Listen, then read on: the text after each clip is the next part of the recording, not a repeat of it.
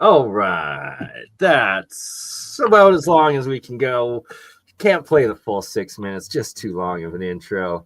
Need to get me a new AI one, but here we are for now. Welcome, Nathan, my friend. Good to have you back. Thank Good you. to see you. And you, my friend, are quite the impressive backyard garage electrical engineering scientific mind and developer, and you've been doing so much, and um, it's all applicable to everything the rest of us are doing. And I myself have been delving lately into the electron flow and the electrical engineering side more of things, and the electrical breakdown of matter, especially in my electrolysis reactions. And it all ties in together, and there's so much to it. And you're a lot further along on other aspects of understanding charged particle density, the flow, the fields, the field flow and interactions of it, and engineering it. So I have a lot of questions trying to understand what I'm looking at and what I'm doing.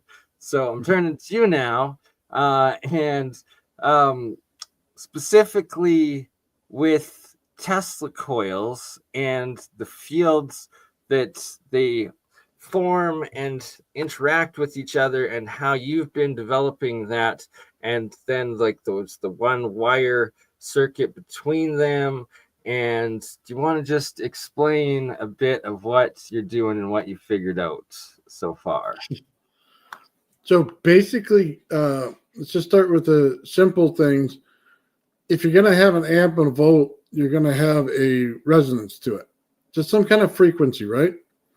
So what I found is it's easy if you put something in resonance to create other things in resonance with it.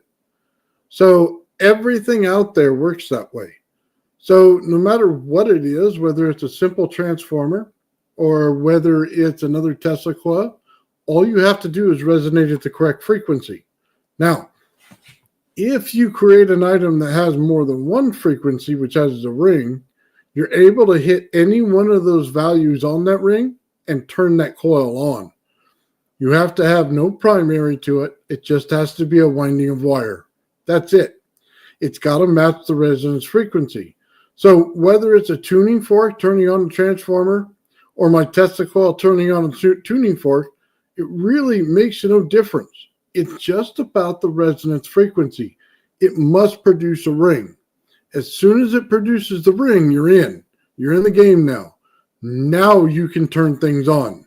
That's the whole scientific aspect to it. So when you do that, you're not just turning it on in order to get a light bulb to light.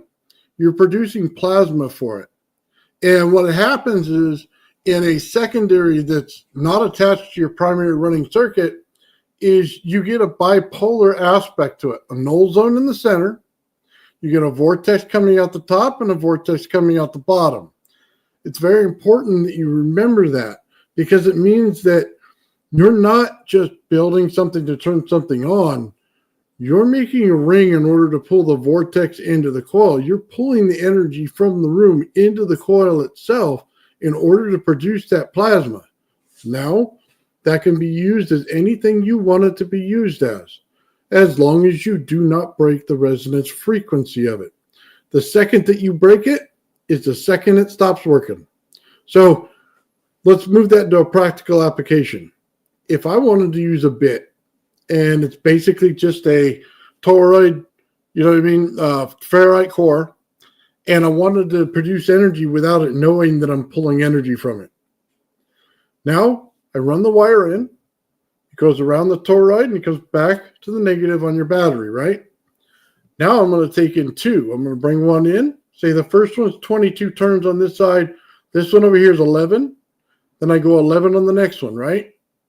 Well, as it sees it, if this one over here that your primary runner resonates at the same frequency as these two equal, which means they're in halves, so that when those equal out, this will not see this. It will basically ring it, and then the ring itself turns the other one on, and then you can pull the energy and use it while the other one just simply returns back to the battery. It's an over unity circuit, which is based on resonance. My God, what you just explained is the key of Tesla's technology, the ringing, the resonant frequencies, the multiple. You said you have to have the multiple resonant frequencies with, or a cup resonance. So two multiple. It's just got to create the ring. One by itself doesn't create the ring that well. Yeah, so multiple coils of resonating, essentially. So basically, you have a primary that's basically working on frequency. You think it's all volts and amps. It's not. It's that frequency that's the most important. That's what's turning on your air core secondary in your Tesla coil, right? So it rings. This one rings back. This one rings. This one rings back, right? And it just goes for that. People see it like it goes like this, right? It's real simple. Now you understand why a secondary by itself becomes a bipolar one, because you're picking up primary and secondary. They're both the same ring. Now you're exposing that by showing both. Now you're able to pull it. So if you simply said, all right, I'm going to take these two sides of my bipolar now, secondary by itself, all I have to do is create a Y spark gap. 2 on one side, 1 coming into it. Now anything I have on this side, I can pull out. It's now my energy for free. All of it. I don't have to share it. It's basically giving it to me. So I can now take it out. Or you can make a more traditional bit. Now, you can still do it with generators. It just takes longer and they spin and it sucks to deal with everything that comes with it. Or you can just make it solid state, man, and have a good day. In about 20 minutes, you got yourself a nice transformer that is the Tesla coil ringer that you see in his patent. See, a lot of people don't understand that. They think it's a secondary coil. Jarvis and I went over this together, and it's that ringer that is the bit. That's the part of over unity you have to see.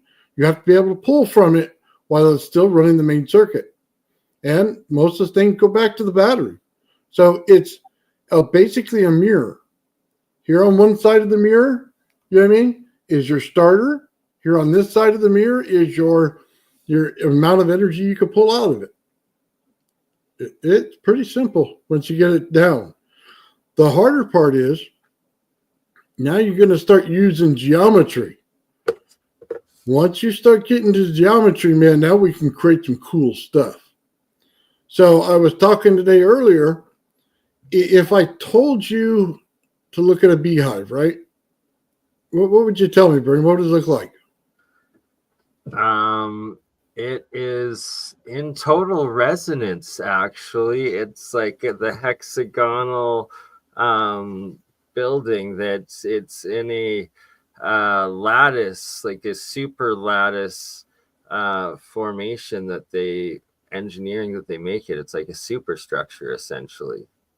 Okay, so one of the things that it does as well is it tapers in, doesn't it? Yeah. Have you ever noticed that? So every single one of those hexagons tapers in, right?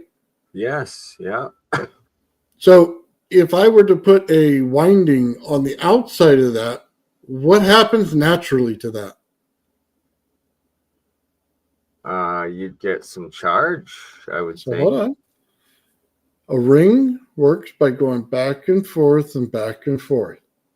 But it doesn't actually do that except for on your oscilloscope. It goes like this. A vortex. Okay. It's a natural vortex at that point. You just set that up in the right way and you're pulling energy into it by creating the ability for a vortex to form. Now you start looking at what they're doing by layering in thin amounts of, I'm sorry, I'm drawing a blank on the word. Basically, it's a thin membrane, Every time they do that and they put another one under it, it creates a resonating chamber inside of it. Now, think about this. I want to create a singularity. How do I want to do it? I'm going to take that same hexagonal shape. I'm going to take the same cone it gave with me. And now I'm going to wind my coil based on that cone. And I'm going to put them at different directions from each other. And now I'm going to create it where one goes off, then the other one. One goes off, and then the other one, right? So we constantly want it repeating. In the center, I will create a singularity, which is basically your plasmoid. And it will allow you to put a monster amount of energy into it. That's the understanding of that whole thing. They only build them in like halves. There's not too many big circular ones. When you get to them, they're hot as heck. And they have a ton of energy coming out of them. So there's an understanding here of geometry in coils as well. Sean does it in his coil. So if you wrap a single Tesla coil that's straight up and down with the same amount of windings as you do a one that's a pyramid shape, right? What happens? The same amount of windings is key. Does it stay in resonance, or is it different because of the geometry? So it pulls off twice the energy because it's in the geometry. Okay. Again, why? Because, like I said, it vortexes the cone. Because it's vortexing the cone, it's hitting the harmonics of it. Now, in that geometry, if you change it to get a little bit more here, a little bit less here, now you're going to start hitting the harmonics all the way. So when you see that ring, it goes like this. 1, 2, 3, 4, just like this, right? Gotcha. Now you're starting to hit every single one of them as you're doing your vortex, right? Every time you hit it, it's a multiplier. So think of it that way. You're only getting 2 times right now, but once you start to put the sacred geometry in there and do it right, guess what? It's time to amplify the living daylights out of this thing. Now, Tesla did it like this. He put 2 of them together, pointing towards each other, one cone down, one cone up. What happens? Once you do that and force the energy together, it spans out this way. Because the Tesla coil is longitudinal, okay? That means that the energy that comes out of it when it hits together is going to go transverse on you. Now you're going to get a massive amount of energy. It's every time you run your Tesla coil, you're dropping the rock in the pond. But you're not just dropping it. You're picking it back up. Then you're going to drop it again. Then you're picking it back up and dropping it again. See, that's your spring right there. It's your longitudinal spring. Your waves, are your transverse. So it comes out, right? But the waves come out at a certain distance from each other. See, the Tesla coil itself is scalar. So it's always going to build out, drop off, build out, drop off, and keep going. It's a scalar energy because it's radiant. When I say radiant, it is literally radiation. And it's just a low-level radiation. Once you understand that that's not the same energy you're putting into it, and that you've already changed the field, now you can start to understand why one field can hold in another.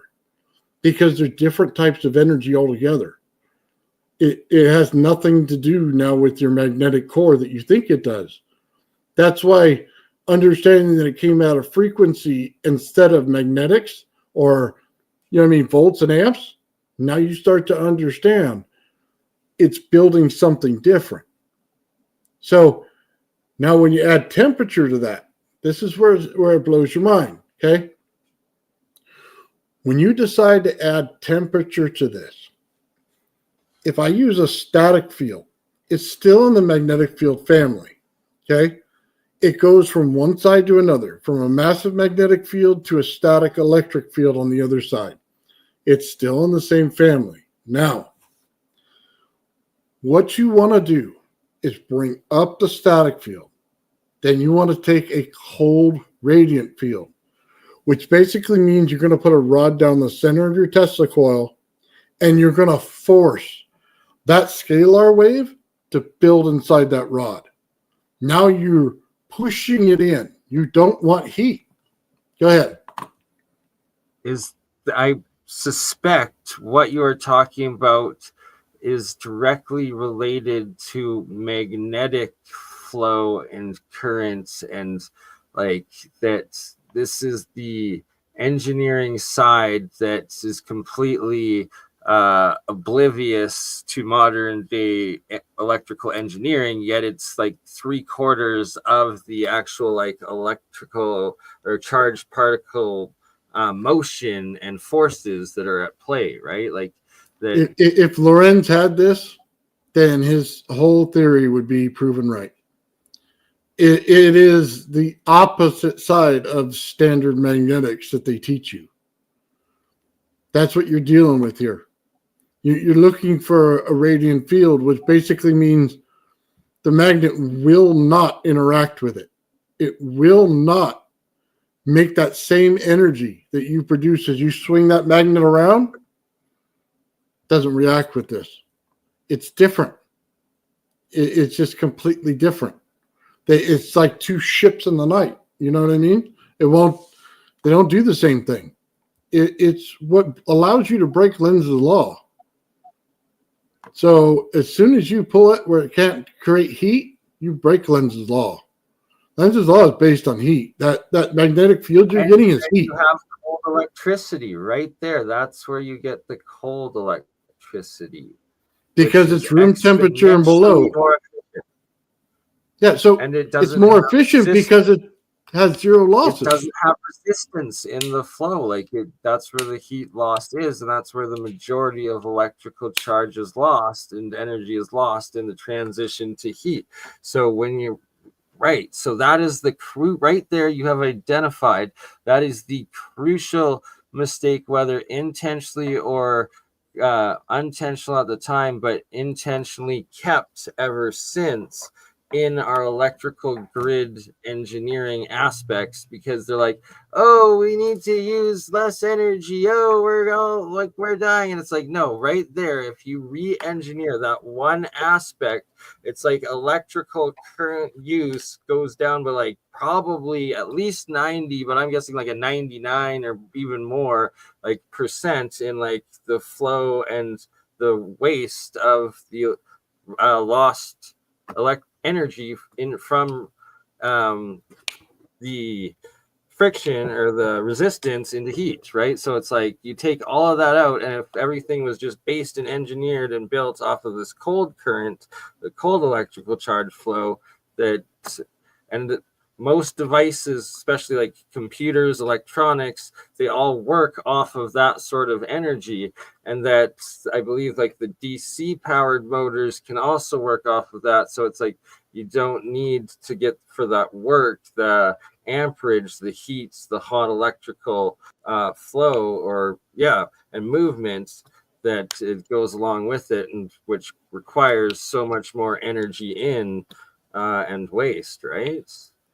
Well, I think all the computers still work on hot electricity. Doesn't. No, what we're looking at here is any overheating device. And stuff. Yeah, they are. But could they be engineered on coal? I don't know. Oh, you could. It doesn't like to build out that way. So you got to understand what you're dealing with here. You're dealing with a radiant field. It doesn't build out like a magnetic field. It builds out like gas. So as you're sitting here, you are literally going to have to, how do I say this? Take your magnetic field, take it in the lowest form, which is static. Take your radiant field in as cold as you can get it. Force them to go together. Force them to create plasma. That's the whole goal of having this. So that right there is your anti-gravity field. So that's not what they really teach you. They teach you. You said as cold as possible, too, right? And in outer space or whatever it is, it's cold as F, so that this function like exponentially increases once you're out in the so-called vacuum of space or whatever. That's not what it is, though. But Yeah, but you got to understand, it's not forcing cold into it. When you're dealing with something like a 0-point energy coil, it's not forcing the cold in. You can't take liquid nitrogen and cool it down like you can a magnet. It doesn't work that way. It's the energy of the room pulling into it that takes the room temperature energy that brings down down and cools it. So that is such a crucial effect. aspect of energy engineering and magnetism and the flow of heat energy radiation through, and that's not what is at all understood, and yet it is the core part of both temperature flow as well as magnetism. And like that, magnets are magnetic fields, and magnets, the hotter you get, the weaker the magnetic field, right? The colder it gets, the stronger. And then it went through this endothermic reaction that is a magnetic like energy reaction, and that's where the heat energy, temperature energy count from the environment transfers in through the magnetic field of something. That's like, see, the thing is, you don't even really want to use the total magnetic field. You want to use the static portion. So let me just explain this for people who do not know the scale.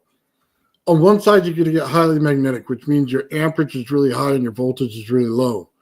On the other side, you're going to get static, which means that your voltage is really high, but your amperage is really low, right? Do you know what the difference in between it is, Bernie? It's simply the frequency. You see, when your amps are really high, your frequency is really low. But when your frequency is really high, your voltage is really high. See, and it works both ways. You can make this thing work however you want to make it work, the flow between the two. And if you don't understand that scale and how it works back and forth, this whole concept is going to be hard to deal with, because you have to be able to transverse from a simply magnetic field to a static electricity field. And you have to be able to do it by simply controlling two things. You need your frequency, and then you're going to need your duration cycle. Your duration cycle slows down the circuit so that your amps pick up because of the heat. See, a lot of people don't understand this.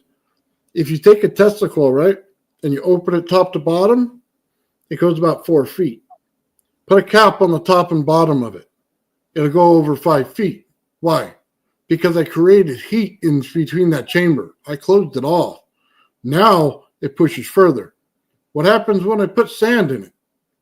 Well, as that sand heats up, we go further. We no longer are creating plasma out of this thing. We're creating a big radiant field. There's a big difference in understanding how that scale works. So when I tell you there's a temperature differential, if I wanted to create the outside of the coil at room temperature, but the inside I want colder, I just put a negative radiant field in the center and then a regular magnetic field on the outside. Now I can control the temperature and make it swirl all day long. All day, get colder. We can sit here and we can put our little temperature gun on it and watch it drop in the room. We need to do that, and we need to engineer that aspect. And that, so the term free energy is often massively misused and misunderstood, but when actually truly understood and applied into the engineering, this is why I'm bringing up like the crucial part of the transfer of energy of the surrounding environment, of the temperature into the magnetic field of it.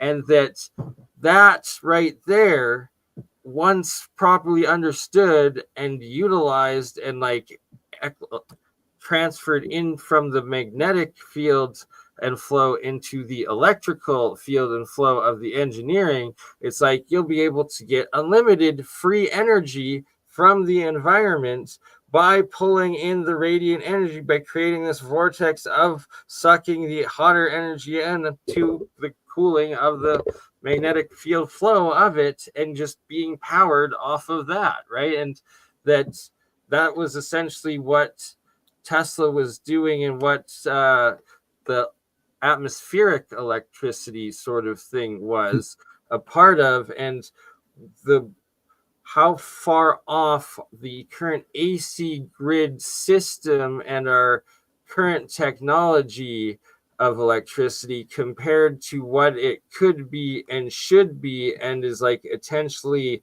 kept away from, is that we've removed 99% of energy from being able to be transferred into a usable electrical energy, right? And that it's all around.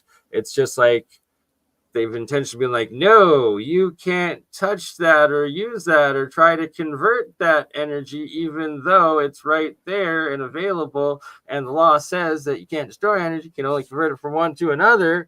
That's anything that's an open system that's taking energy from the environment into the system and using that and creating the differential and flow.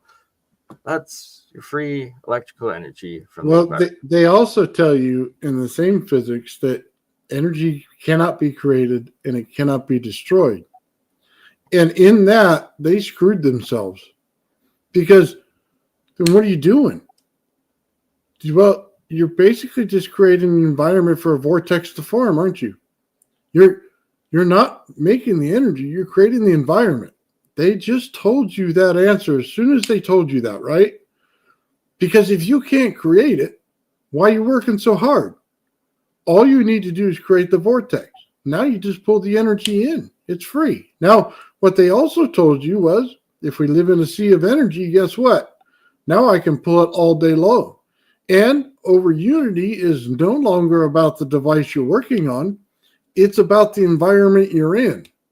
You see, that whole law right there, they screwed themselves over in physics and not understanding it properly. You see, you can take all the energy from the world and pull it in right through a vortex. It's that simple. That's all you have to do. You know, if you simply put up a antenna and then you put a rod into the ground, you can pull energy from both sides. All you got to do is create the pump. Tesla coil's a pump. All you got to do is create it. And then we're in business. You know what I mean? I could put a Tesla coil right on top of a rod in the ground, and it'll produce energy. That's it. And to circle back to the very start of your presentation, what you're talking about is the key is getting them to ring in a system that's in harmonic resonance with itself. And therefore, you're not having to connect them physically and pump that electrical flow by solid connection to them.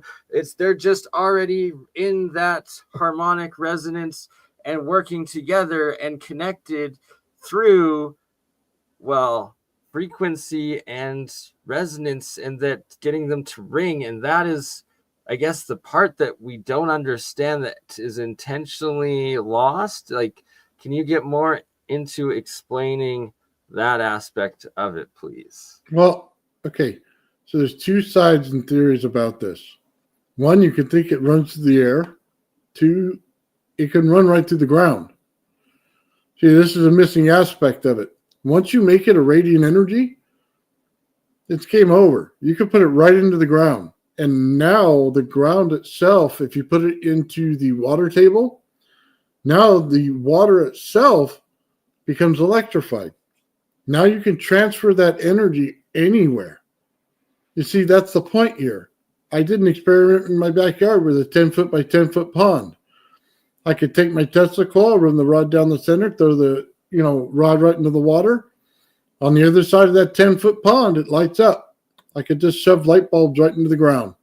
And it lights up better from the ground, because now I can pull the energy of the ground, because it's negative energy below our feet. So Sean did a coil, and he was pulling the negative on it, right? Normally, when you do something like that, if you put the ground up next to it, you get the thing going shooting towards the ground, right? The energy shoots towards the ground so it could be grounded out. Because he had a negative coil, the energy was coming from the ground to the coil, and not in little bits either. Big white sparks with plenty of amperage in them from the ground to the coil, not the other way around. It's a massive difference. You could pull that energy right out of the ground. You just have to have a pump and the right way to make it move to pump it out of the ground. See, that is key. And this is one of the things I wanted to get out of you tonight that I was pondering for the last couple of days. And I was taking deconstructing our electrical grid and electrical flow and AC and DC and ground, and then also the atmospheric differential pressure from above and static charge, and that's the two key parts that are missing and crucial and that have intentionally been taken out of our AC electrical grid system and technology is how to utilize and maximize and engineer the atmospheric differential from the ion field and density and the ground frequency density and charge and how it works, and putting that into usable electrical current flow. And that it's... But think about it. You got a massive spark coming out of the ground, right? Now, all you need to do is put a capacitor in between it. Divert it with a capacitor and start putting more capacitors there. And it's just storage and storage and storage. That's it. Let me throw a curveball to you. So now take just a coil of winding. Just spare winding, you wound your Tesla coil off, you got a 5-foot spool. Now run that as your ground. Guess what? The energy still comes out of it towards the Tesla coil. You see, it's a misnomer to think all of the time that energy isn't all around it. It's where you allow the vortex to be created, it'll pull from it. You see, that winding itself just wound around that one bobbin, right? Well, the vortex created right above it and right below it in order to put the energy into it to pull towards that Tesla coil. You see, that should drive anyone nuts. It's not connected to anything. It's just a spool of wire. Why would it have so much energy in it? Well, now you get to the understanding. You're not building energy. You're pulling it from the environment. Yes, right. And and the next step is that you build a bunch of those, and then we're learning how to actually engineer and utilize and create the flow and the maximization of this new energy into usable circuits that then can have the resistance and be run our equipment, right? It's that just break the symmetry twice. Full bridge rectifier twice. When you're in high frequency, make sure you have high frequency diodes. If you want more amperage in that, put slow moving diodes in there, and it'll create more amps because it'll slow it down. Basically, just like a natural, what do you want to call it? Duty cycle. It's a natural duty cycle when you put in slower ones. So then the amperage will go up and the voltage will go down.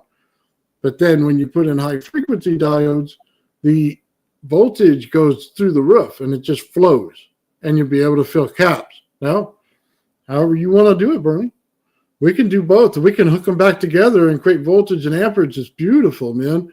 That's something you always wanted. The high amount of volts and the high amount of amps in the end, it's just going to be a mix. You can't break that law.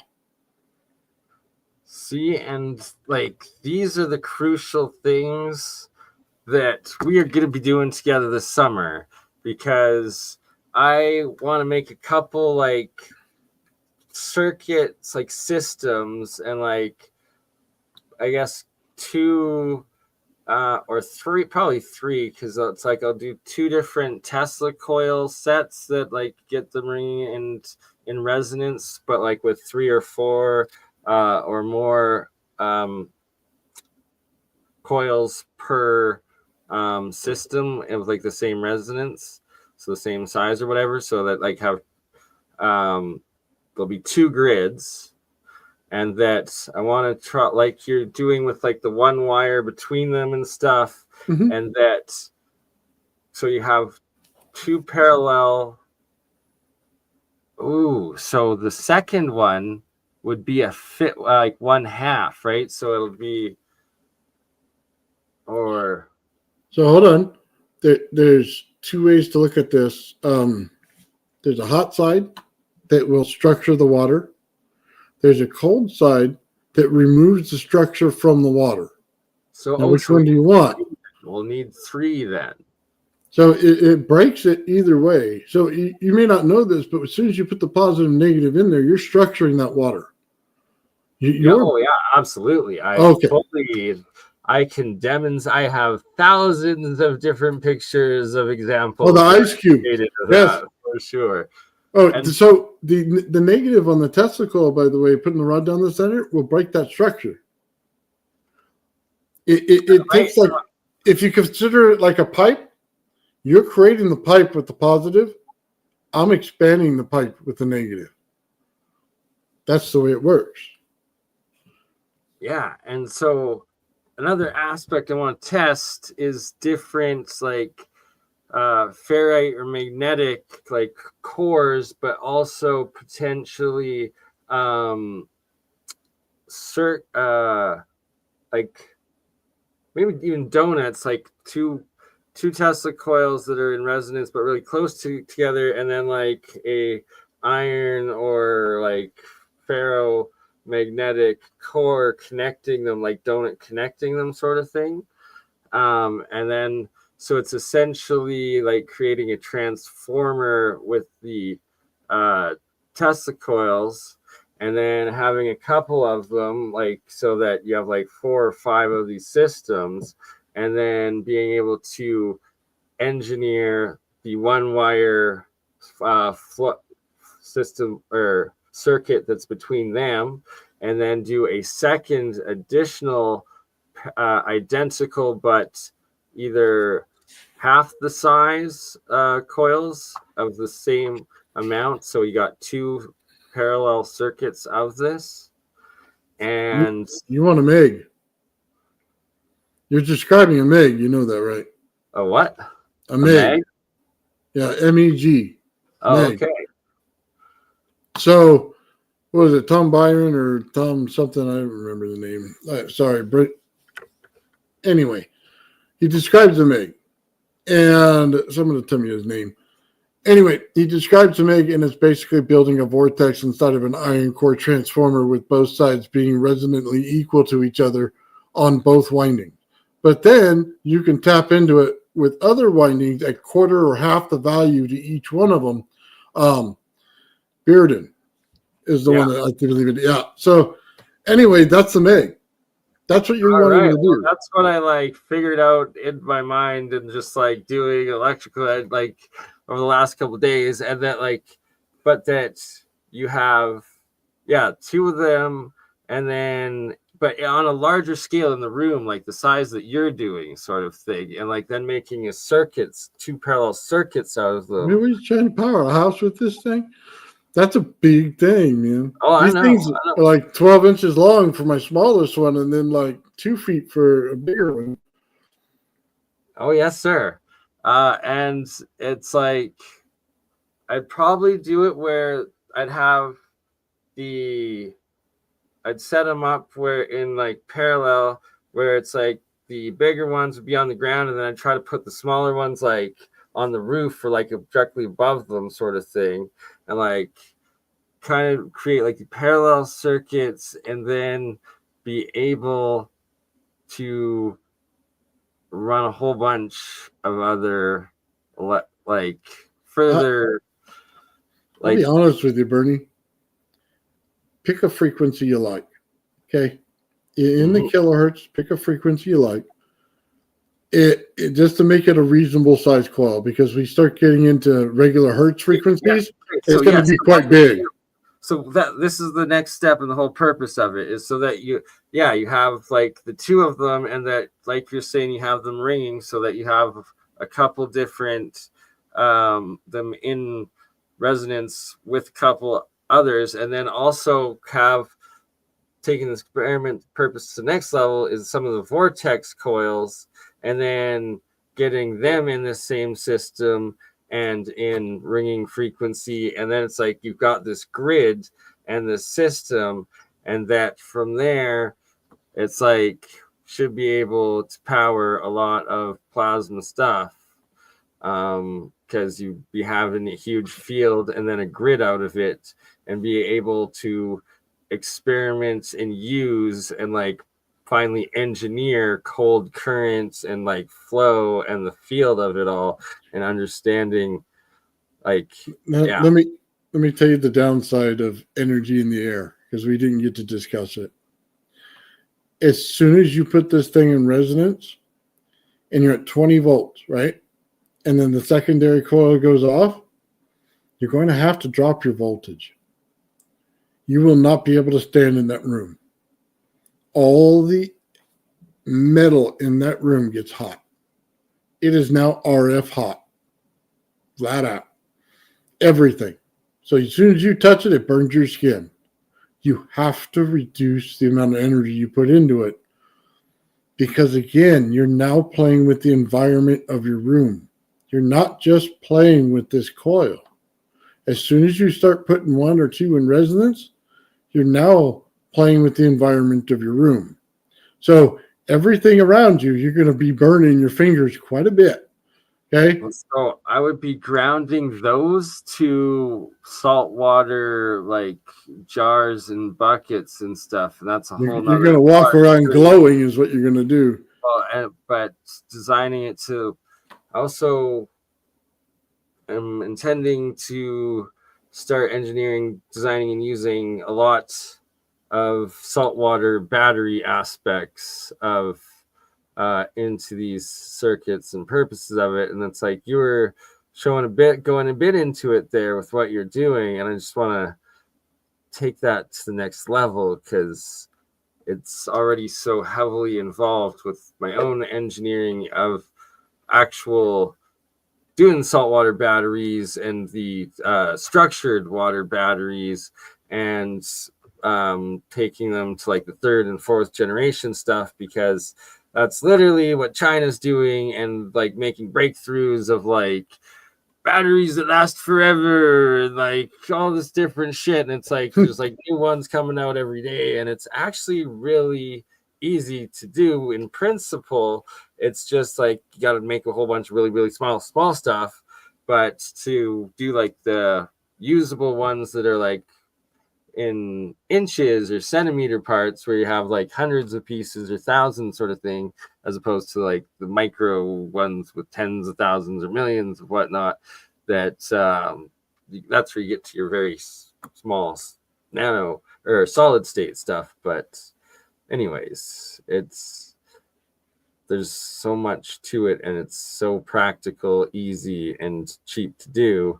And it's like original electricity with the Leyden jars, and that is something we need to do together, is Leyden jar development of battery properties, because it's like it's electrical ionic charge-ish, isn't it, sort of thing? Like you want basically a saltwater battery inside of a Leyden jar with a aluminum on the outside is basically what you're looking for.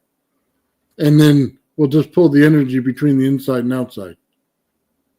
Yes, exactly. Okay. Well, that's pretty easy, because as soon as you do your reaction, you probably already know this, you don't have to put energy into it. If you can get a saltwater reaction out of it.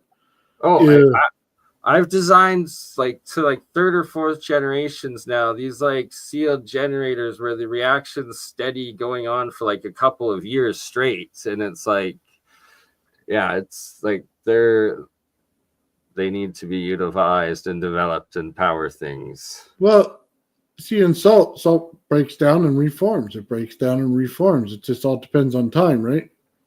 So Exactly. Yeah. I don't know why people don't understand this. Salt is just a crystal. And if you take a different crystal and you put it in water, it still produces energy and it produces frequencies out of it. Now, frequencies, not one frequency. It's like 6. Depending on the geometry structure of that crystal, you're going to get that many frequencies out of it. But it's a ring. It's a predictable thing. So if you pull one frequency, just understand that quarter, half, all the way down. You know what I mean? A third, an eighth, all of it is in there. And then now you can learn how to turn one of those things on.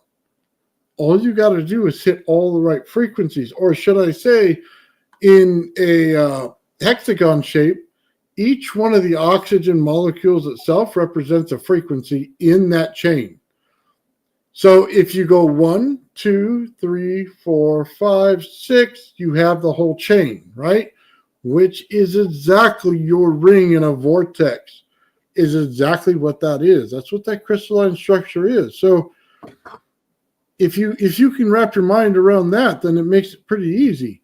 Everything in this world works on a ring. If you can get it to ring, you can produce energy all day long because it's producing a vortex. God. Okay, so this is so crucial what you are explaining, and another aspect of what I had been like engineering out in my mind and developing nanotechnology and like my material science products is the ring that's the getting them in harmonic frequency when you make it, as you make it. And I know how to engineer that, and that's what I want to be developing next. Nice. And so it's need to start using or getting like like some transducers or what's like I need to get a little power supply, and I need to get a little is it acoustic generator? I guess. Oh, you just want a frequency generator. Yeah, so it's like to start hitting the reactions with three separate ones, like with 3 different types of the frequency input. Like all different experiments, but all like if you combine in the end. Okay, if you build a geometry coil, it'll build the ring for you. Okay. Because you have to build the geometry coil. So two wires, right? 2 wires go across from each other, you get a frequency. But now when I run them in the rest of it and I bring it back around to it, and I got 2 wires going this way. Because it's scalar, it builds as different frequencies because it's different frequencies every time. As you turn it again, you have another frequency that goes on, and again. And then before you know it, you have your hexagon shape in the center. Now you have your ring automatically. But you want to make that thing double-sided. So you want a coil inside of a coil in that experiment so that it rings both ways, one way, then the other way, one way, then the other way. That's what you're looking for in it. So a geometry coil works perfect. I have a hexagon one I just built. See, that is something else I've done a bit of and had crazy results and want to do even more of. And so I think, so what with the crystal, like what's the static charge or like the piece of electrical that you use to get crystal electricity? What's it called, or measure? You want piezoelectric? Piezoelectric. There we go. The piezoelectric. Well, let's look at how it's formed. In the earth, you have to have a radiant field in order to form it, don't you? So how do I get a piezoelectric input from to put into the water with like an anode and cathode? And how would I be able to connect that to change the frequency or flow of it? Okay, so if you want to get to any crystal, what you have to do is, one, has to go in water. Two, you have to take the negative side of the testicle, which is right down the center, and it'll communicate directly with the crystal. You could do it with sand. Just take sand, put it in a bucket, drop that line in there, and it automatically amplifies that water because it's now resonating the crystal inside at a very low resonance because you are not in perfect resonance with it yet. That's it. That's as simple as it gets, Bernie. That's all you have to do. That's why I put it on my site where I'll throw it in the water, man, like 5 light bulbs and make a star in my front yard because it's literally that easy.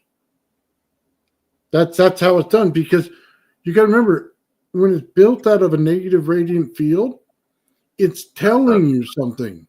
It's telling you that a negative radiant field communicates with this. Now, wait until you know what I mean. You really want some energy out of it. Pulse it. Pulse wave. Hit it with a pulse wave.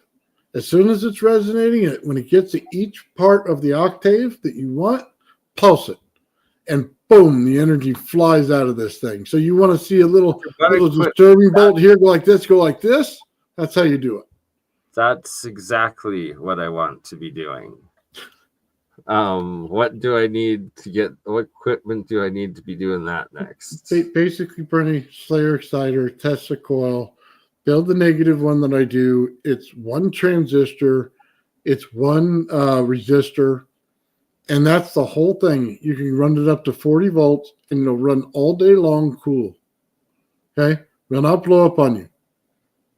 That's it. You probably only want to run it at 5 volts or something like that for what you're doing. I don't know. Exactly, yeah. Maybe a little playing around, maybe a little 40, but eventually, eventually, right? But yeah.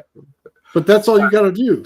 Now, with the Slayer Exciter, it's self-correcting, so the winds on it is based on how much frequency you want in it. So the shorter and smaller the coil with the thicker windings, okay, will shove that thing through the roof. You know what I mean? Terahertz, things like that. If you want to go hertz, I want to be able to work into the terahertz. Oh, you're going to be able to do it easily. That's not hard. That's the easy part of a Tesla coil. Getting it into the hertz is the hard part because now you have to build a big Tesla coil. So when you see Tesla coils, just understand this, the size of them. Do you really think he's in the kilohertz? Because if you do, you need to go check again because you don't understand Tesla coils. You're in the hertz. He's not playing in kilohertz. He's playing in hertz. See, there's a big difference. So when he says the crystal is activated like life, it's because he's directly playing with that crystal's frequency.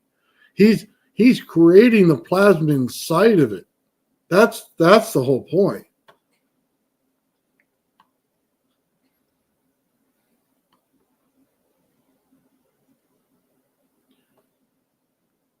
What are you looking at now? I love this one. Oops, here we go. The Rosicrucian order, and it is cosmic vibrations, octave, and vibrations per second, starting from 2 going to million, billion, trillion, quadrillion, whatever is above quadrillion. Right, but at a quadrillion, we're in the X-ray, right? That's vibrations per second, and terahertz, I believe, is trillion, right? And that it's essential. So what's crazy about this is the Rosicrucian order's scientific world publication study that they put together in I think it was like the 70s, somewhere in the 60s to 80s. I don't know what, but this is it, and it's like it is both. I guess they're doing octaves measuring the octaves to the vibrations per second. And I guess this is all frequency or EM, right? The fields. And that here, just this section right here is our visible light spectrum at in yes, that's trillions. So terahertz, quadrillions. So hold Would on, Bernie. Is this why they keep telling me it's going to take millions of volts to lift something off the ground? This chart right here? No, this is the exact opposite. This is the key to how we engineer exact opposite out of that. And then, it's that with Tesla, there's the three keys of frequency, vibration, and energy, right? Okay. Is that the three? I think. Believe it's that. Energy, frequency, and vibration. Yes. Yeah. And that it's the vibrations per second, which is EM radiation, I guess, right? Like that is the wave. And so that frequency equals 1 over time, or frequency equals I over T. I think sometimes people misunderstand this. Frequency equals I, which is energy, over T, which is time.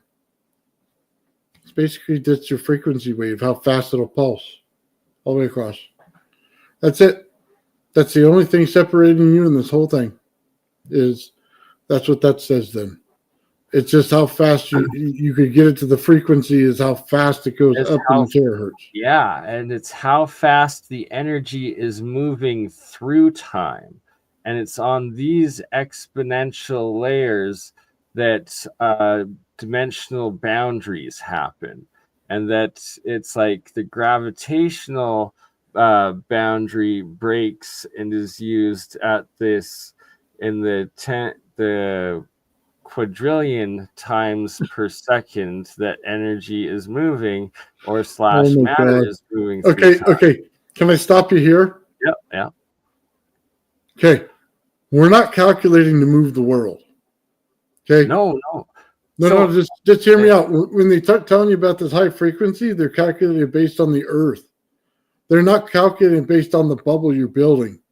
They're trying to tell you we need this much energy to force ramrod this thing up through the Earth in order to lift it, right?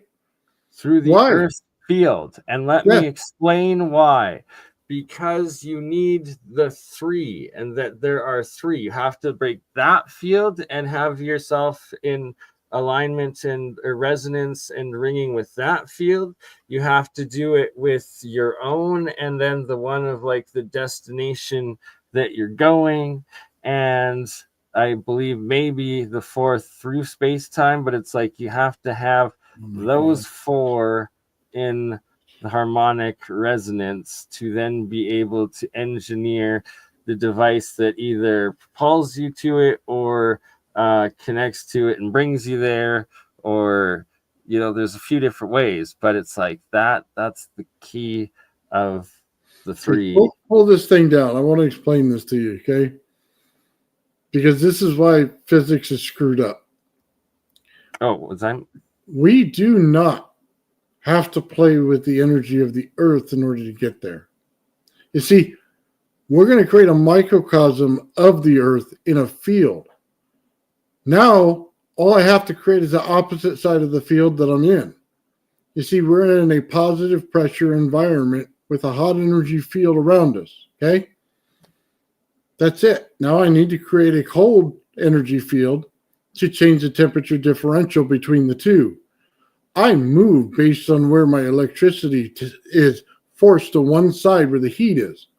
See, I'm going to create amps in one corner and it's going to move in that direction.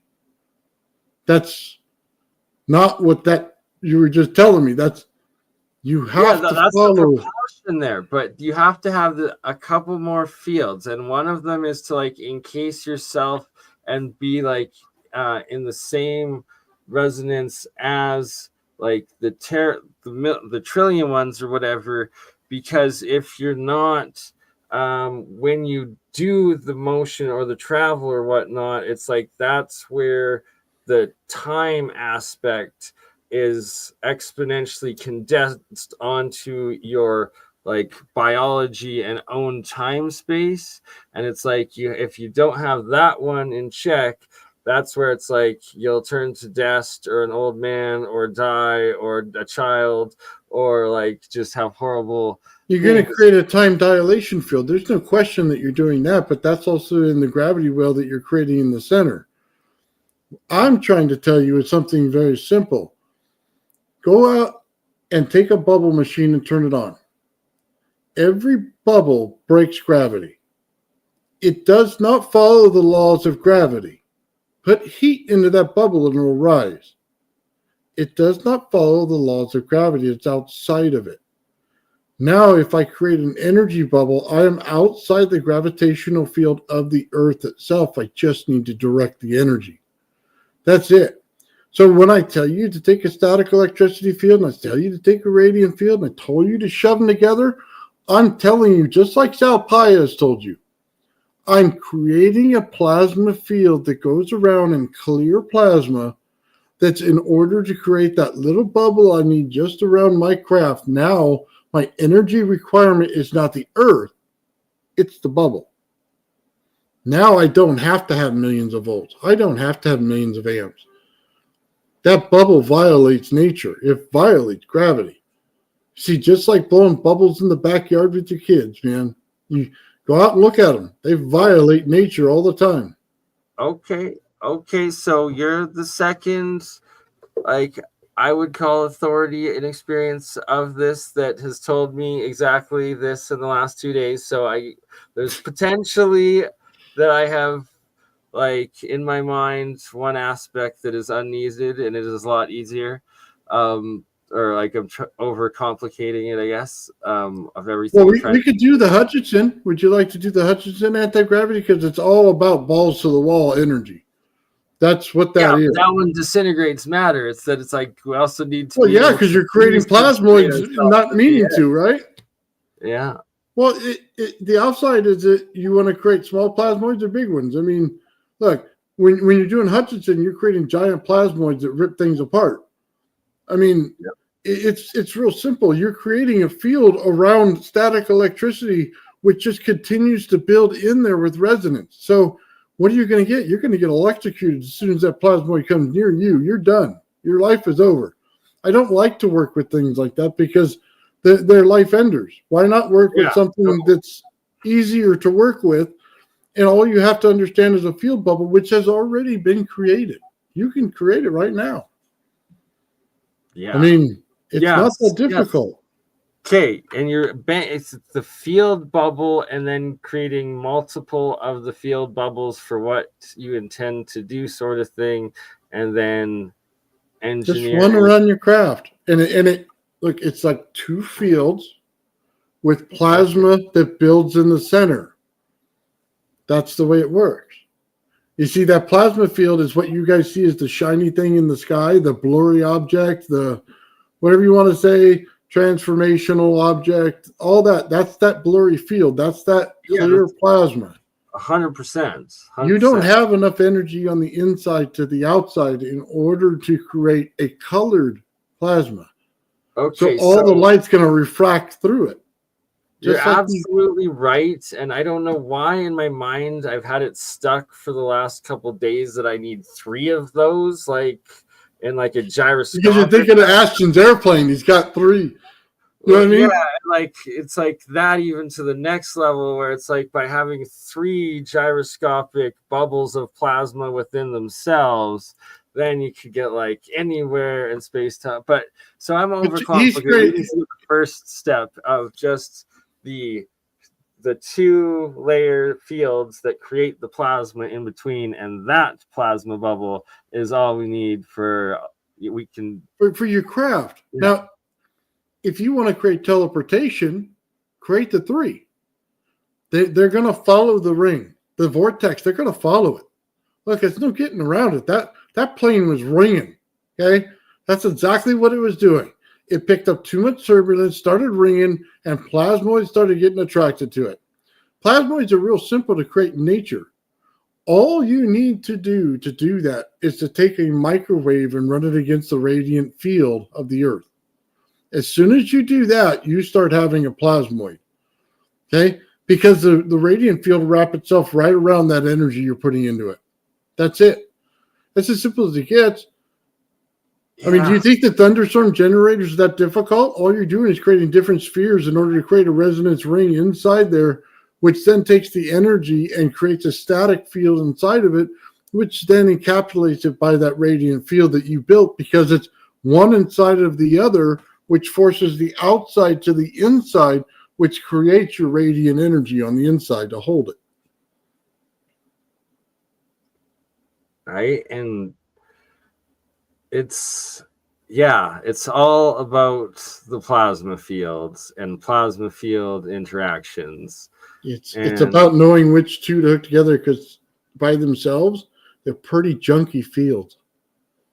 Think about it. They're pretty junky fields. You can't really do much with them, can you? But together, now they start to make something good. And it's like when I'm talking, I want to get multiple plasma fields together and then in resonance, and then from that you can engineer some pretty useful things. Oh, wait till you get to 0-point energy, because then the entire thing that you're building is level upon level upon level of scalar. And all you're doing is the same process. You're holding in the static electricity inside of a radiant field at each level. But when you have 1,500 to 2,000 levels, guess what? Now we got a monster number of energy going in there. That's why the 0-point energy. So let's go a little further. 0-point energy is two vortexes coming together like this, and you're opening it up in the center for a singularity, which presents as a plasmoid. And then everything around it pulls apart and puts together inside the plasmoid. Thunderstorm generator pulls apart every single molecule, puts them back together in a different chain or the same chain coming out. That's as simple as it gets. Right? And like, it's so exciting. It's so key. And it's what I'm specifically. So most of the questions I was asking tonight don't really have anything to do with my main work. And it's like, my main work is actually exactly what you're talking about right there. And the interactions of it into and out of water and in these monoatomic states and the different ionic and charged states of elements, and how electrical charge interaction with them and with water and salts, you get like just the plasmoid reaction and possibility, and without the need for having a big like ionized like arc or hot plasma amounts. But if you get that, there's that reaction and that interaction with all matter and material, and it's at the water level and the anode cathode level and the structure of the materials on the nano scale, and it's engineering that. When you get that, then it's like you get the lattice layers that then turn something into like 1 trillion times, which like usually the force and the interaction is like 1 trillionth of anything useful. But when you get that one right thing, and then it's like, boom, you got a fucking 10 trillion of them. And then it's like, all of a sudden, it takes just a tap, and that tap of energy gives you an entire phase or state change, or like a crystallization matter change, like the bonds between atoms shift, move, break, and like huge amounts of energy happen and are usable, and that is where the true. So you created a pulse inside of it. So you went from a resonance frequency to a resident frequency, which is two frequencies in resonance with a pulse wave. Yes, that. That's what breaks structure, because it's a powerful wave. That's exactly what I am looking to engineer and develop and need, and we can create anything out of anything. Well, that's what the little piezo buzzers do. They create a pulse wave. Yeah, see, I was saying the piezo. Yeah, okay, piezo, but yes. So they create a little pulse wave that goes in there, and if you have something in resonance, it excites it and pushes more plasma out the other end. It literally forces a higher amount of energy to come out the other side of that coil. That's what it does. That is the key. And what? It's an over unity device. I mean, think about it. It's literally an over unity device in your system, because it's amplifying what's in there already. It's taking that same frequency of that coil and repeating it back to itself and pushing more of the amount out of it. Now, how many times is it hitting, or which frequencies is it hitting? It might hit them all. If it does, you can end up, instead of a little spark, a big spark. So the engineering is fairly simple to some of this stuff. You just got to follow the flow of the energy and which way it wants to run. You know what I mean? Just show me the energy, how it flows, and then follow the nature of it. You know what I mean? That's all you got to do, just like Schauberger did. Just follow the flow, find out where it turns, where it likes to be doubled up at. You know what I mean? Exactly what I've been observing, doing, and working with and on, and we are on many of the same wavelengths, my friends. Nice. And why we're discussing exactly this. I'm sorry, I got to take a call for 1 minute. Go for it. You got stuff you want to talk about, or would you like me to start and play a little bit of the Nassim video? Go ahead and play his video so I can see what he's doing. Okay. Right. Here we go. So it's like it's starting from the dimensional. Below the ground, it starts at the dot. But okay. I'll let this play, and then there's a few changes that I add to this that I'd like to go over at the end. But yeah. Okay. It said this is dimension 0, and it doesn't exist. And I was like, oh, this is not gonna go well.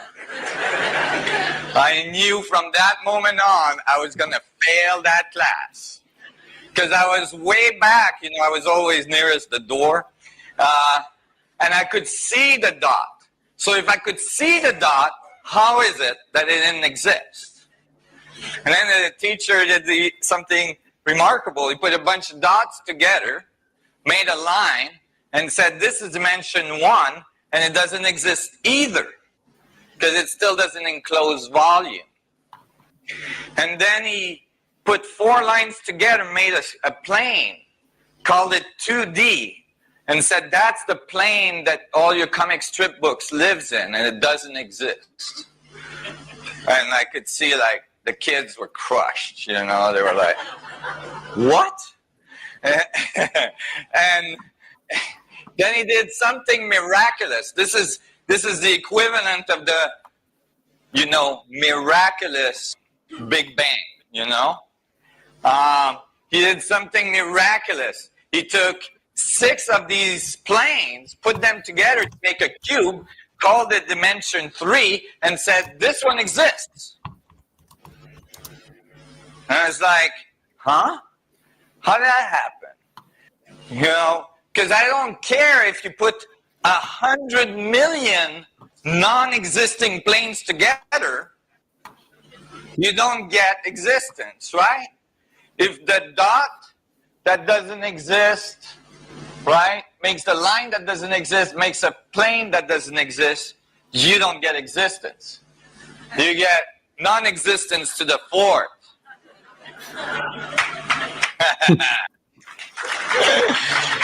Big issue. I didn't know at the time. Turns out many other thinkers had the same problem throughout the ages. One of the most famous one was Buckminster Fuller. Another one was my father, actually, turns out. And, you know, they thought about it, but nobody really solved the issue. And so, why is this important? Well, this is actually the fundamental axiom that most of our physics are written on. And if we, in the math, we write those physics with. So if we have this wrong to start with, if it's incorrect or if it's incomplete, then we're going to get an incomplete or incorrect picture at the end. And so, because people learn this very early in their education, it's usually not revisited ever by the physics community. And at the end of the day, then they have superstrings theory and Calabi-Yau spaces trying to solve equation for unification for advanced physics, and they have to add, you know, planes of freedom one after the other to get like 248 dimensions of Calabi-Yau space, and the equations go on forever. And at the end of the day, it doesn't add up. All right? So, when I was going home from that day, I had this long bus ride to go back to my home because I kept on getting kicked out of the schools closer to my home. A physicist later on told me in a physics conference that that's how I furthered my education. Because I had all this time to think about it, right? And so I'm sitting there, I've got an hour and a half to go, and I'm thinking, man, I gotta solve this dimensional problem. This is not happening. I can't live with this. And I'm thinking, and then the bus is getting fuller and fuller, and I thought, oh, you know, it's getting hot, and so I closed my eyes, and in my mind's eye, I extruded myself from the bus, and I started rising up from the bus, and I saw slowly the bus becoming smaller as I rose further and further, and then I saw the city I was in becoming smaller as I rose further and further and further, and then the continent getting smaller, and then I saw the earth getting smaller, and as I rose further, I saw the solar system getting smaller, and like looking like a dot, and then I rose further and further, and then the galaxy started to look like a dot, and I thought, oh my God, it's dots all the way up. And then I flew back into the galaxy and looked at the solar system and flew back in and went back to the earth and found the bus I was in, and I opened my eyes and I looked at my hand and I thought, I wonder what's in there. I closed my eyes, and in my mind's eye, I flew into my hand, and I saw it was made out of millions and millions of dots we call cells. And then I went on to the surface of one of those dots and looked really carefully, and I got finer and finer, and eventually it opened up like it was stars of dots everywhere, billions of them that we call atoms. And then I went to one of those dots, and I looked in the middle of it, and sure enough, what was there? Another dot. And I was like, oh, it's dots all the way down. And I had this epiphany, you know, like, oh my God, maybe the universe, maybe the answer to the riddle is the exact contrary. The only thing that exists is a dot. The universe makes points of infinite division and assembles them at different scales and make everything we see. I was like looking at the people in the bus, and I could see they were made out of dots and smaller dots and smaller dots. They seemed to glow with a strange aura, and you know, at this moment. And you know, when you have these moments of epiphany, I'm sure many of you in this room had them. You know what you want to do next, right? You want to tell someone, right? And you all know how that goes usually. You get the look like, did you take your medication this morning? And You know, so I ran home when I got out of the bus, and I waited for my mom to come back from work. And when she got home, I was like, Mom, I figured out something at school today. It's so awesome. And my mom was all excited. It's like, oh my God, he's actually enjoying school. Like, oh, maybe he had a good exam, you know, for the first time in his life. And I'm like, Mom, today I learned about dimension at school, and they're wrong. I just went over like a lead balloon. And it's like, Mom, I think it's the contrary, that like the only thing that exists is dots, and you're made out of dots, and a smaller one and smaller one, and so on. You get infinite amount of dots, Mom. And she looked at me and she said, you know what? I just worked for 8 hours. I'm real tired. I don't feel infinite at all. And, you know, she had made a point, you know, pun intended. And it's like if everything is embedded into each other to infinity, is how you get boundary condition. How does things differentiate from each other? This has been a big problem. It's a chasm in our understanding. How does infinity and finite system interact? Typically, we think they don't. And that has shown up in our physics really strongly. So now we have a theory for like big stuff, Einstein field equations, that predicts continuums towards singularity, continuums towards infinity, and we have a theory for the small stuff, for the atoms and the subatomic particles we call quantum theory, and quantum theory predicts bounded linear finite states. So the two don't agree. And all right, my apologies. I was on phone, but that was a pretty good part to it. But I need to add a crucial thing. It's that it's actually dots and holes, and that there's multiple dimensions, but we need to identify the dimensions that exist and that everything is based off of, and that they build much larger dimensions, and each larger dimension is exponentially larger in complexion and is built off of the initial structures of the smaller dimension that it is compiled of. And through this, we get the universal languages and codes, and that there's like first there is the binary code, right? And like ones and twos, but really it's actually dots and holes. And that there's an electron energy, or like a wave, and it's going on in physics it's a one-dimensional vector, right? And then that's your x-axis, and to get a second dimension you have now a y-axis, and you're building up dimensions that create larger dimensions of complexity and size that break down into smaller base ones. And this is how the fractal dimensions work in our existence, like the different geometries, fractals of mathematics and geometry. And that was what sacred geometry was sacred and used as and for.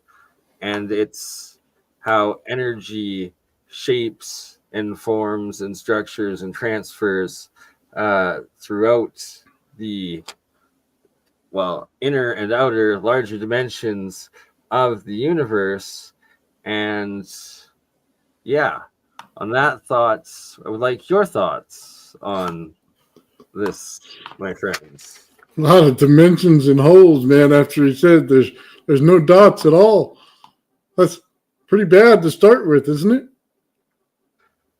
Well, because he was comparing off of the what we're actually taught in school, which is even worse, right?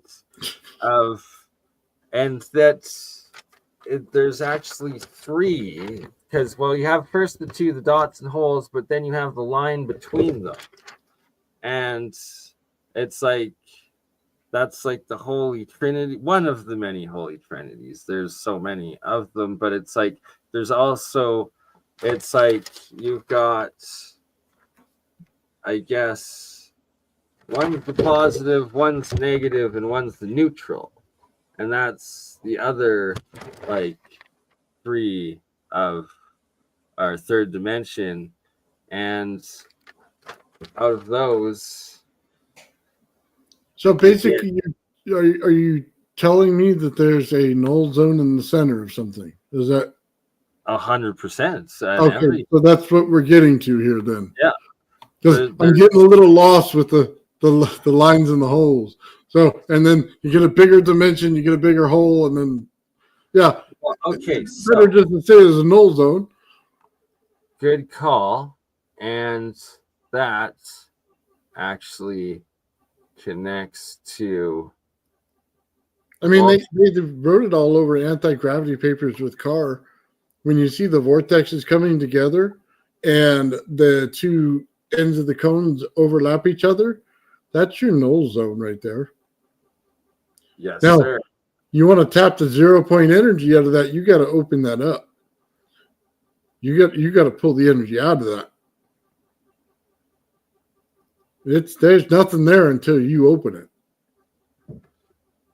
And you have to tap it from the 90-degree intersections of the opposing dimensional vortexes. Yeah, so tap them on and off. 1, 2, 1, 2, 1, 2, just like that. And then it starts to open the hole. So I told you in the center, it's like a plasmoid. It's pure energy. It's not AC, it's not DC, it's energy. It's something that we really don't talk a lot about, is what pure energy actually is. Well, that's it. You are so bang on with that. And that we need to exactly discuss the difference between the three, and also creating identifying the fourth, that is the cold electrical current, and potentially engineering a fifth, or just engineering the cold current into modern electrical systems and appliances. It's very easy. Just break the symmetry twice. That's it. All you have to do is rectify it twice. That's as simple as it gets, and it goes right into the cap. It uses regular energy, not a negative energy, not a cold energy. It's not Bedini's energy. It is normal, everyday energy after that. And specifically, what you've brought up a few times, and that's important, and that is part of Walter Russell's all of his diagrams and dimensional geometry drawings, is the vortex and the peaks and where they intersect, and tapping those points. And also, null zone, it has the energy right there. He's showing it every sign. Right, and the right-hand rule. So all electric magnetism is based off of the right-hand rule, which is dots and holes. It's a dot in the center and a big old hole around it. And that right there is dimension number 1. And the Holy Trinity of dimension number 1 is you have the hole on the outside, the dot in the middle, and the line to it, right? And you got like right there, and that's like your electrical field. And then the next like exponential dimension up, Holy Trinity from that, is your 3 fields that are 3 holes that are 3 equal circles. That is then your magnetic field and your gravitational field, and they all exist in the same one dimension, which is a an infinite dimension between the center dot and the whole giant circle around it, and the line that is that one dimension of flow between the two, and the field that is between it, and that all three of these graphitic field, the electric field, and the magnetic field are directly proportional in all their force and interaction between those three pieces, dimensions. That makes sense. Yeah, it makes sense based on what they're teaching you. Yeah. And how they interact. Well, and then it's how you manipulate it. So, I mean, look, the Earth doesn't work like that, but yeah, it's interesting. Like, you got to start understanding a little different. It's radiation. Where the field is not gravitational or whatever. It's radiation. It's the simplest form of energy on the Earth. We work on radiation. Our sky has a radiant field around it. As soon as the sun pushes against that radiant field, we get the radiation of that field pushing upon us. Okay? That's why it causes problems to the human body, because you're putting a hot radiant field right next to you. So what happened to the people that were studying Tesla coils and they didn't realize they were getting X-rayed at the same time because they ran the frequency too high? They suffered bouts of radiation damage to their body. It's the fundamental field you have to see. There's always an opposite to the field, so you'll have a positive and negative, but that's the field you need to look into. That's why I say when you get into volts and amps and they start quantifying this stuff, if you don't quantify the radiant field, you failed in a magnetic understanding, right? There is no radiant field. There is no calculation for it. That's the problem with physics. They all put it on a magnetic field. Well, what's the opposite of the magnetic field? It's the radiant field. It's the radiation. They should have learned that with the atom bomb. And instead, they just build little electrons and keep going. And they went right past what it was. You literally close that thing and you get a massive dose of radiation everywhere. That's the field. So when you say, okay, I need an electric magnetic and now I need another field and create gravity, not gravitational, it's radiant. It's literally the radiation. So we see it in our Van Allen belt. What is it doing? It's capturing radiation in a belt. It's telling you it's time dilation too, by the way. So when you go out in space, you're dilating time differently. Radiation energy includes time within it. Well, it's the difference between your hot energy field and your cold energy field. It's what creates the time dilation. It's what creates that plasma field. That interaction is how much you're creating the distance between the two. You're literally working on the Planck scale while working on the world scale at the same time. The field on the outside has to be built the same on the inside on the Planck scale. That's how you get time dilation.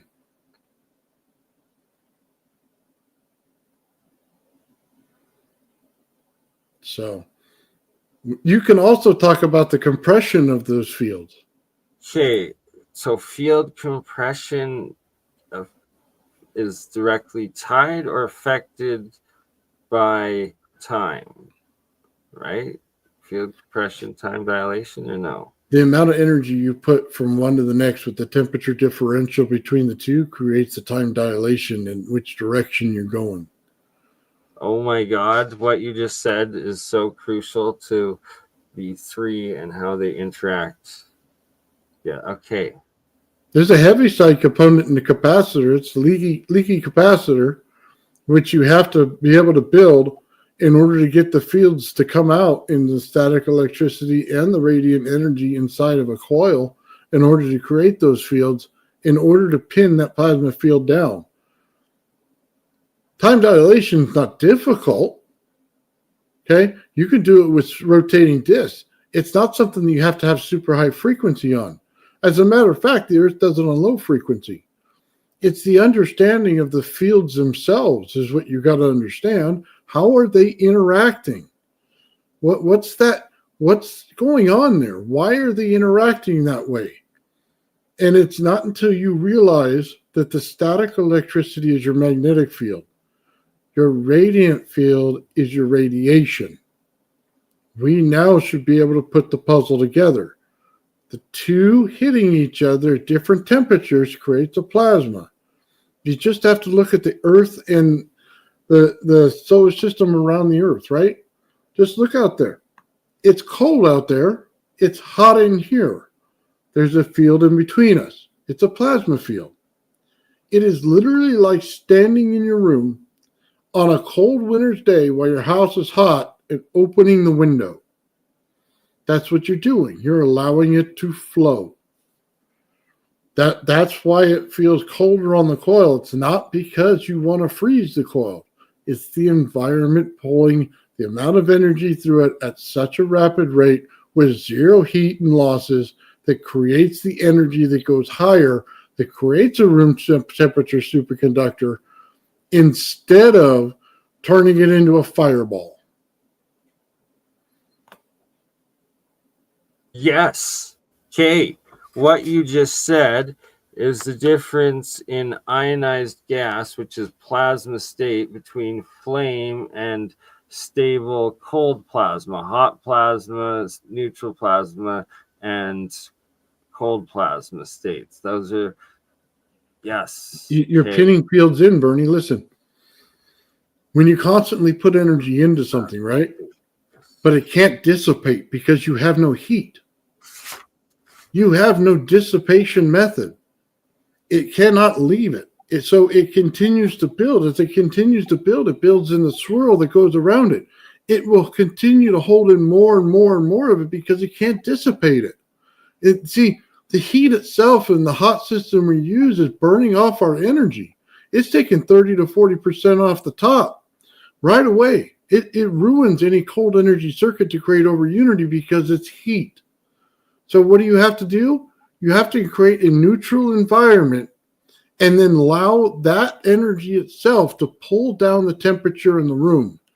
Then you have something.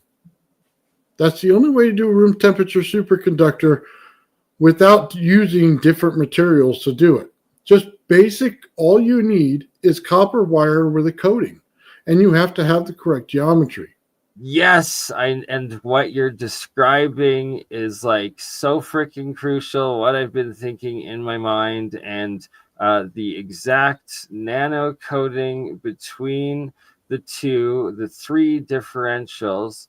Your neutral copper wire is the black nano coating layer of copper that you are able to produce the three normal ways, whether it's electrolysis, whether it's using lye,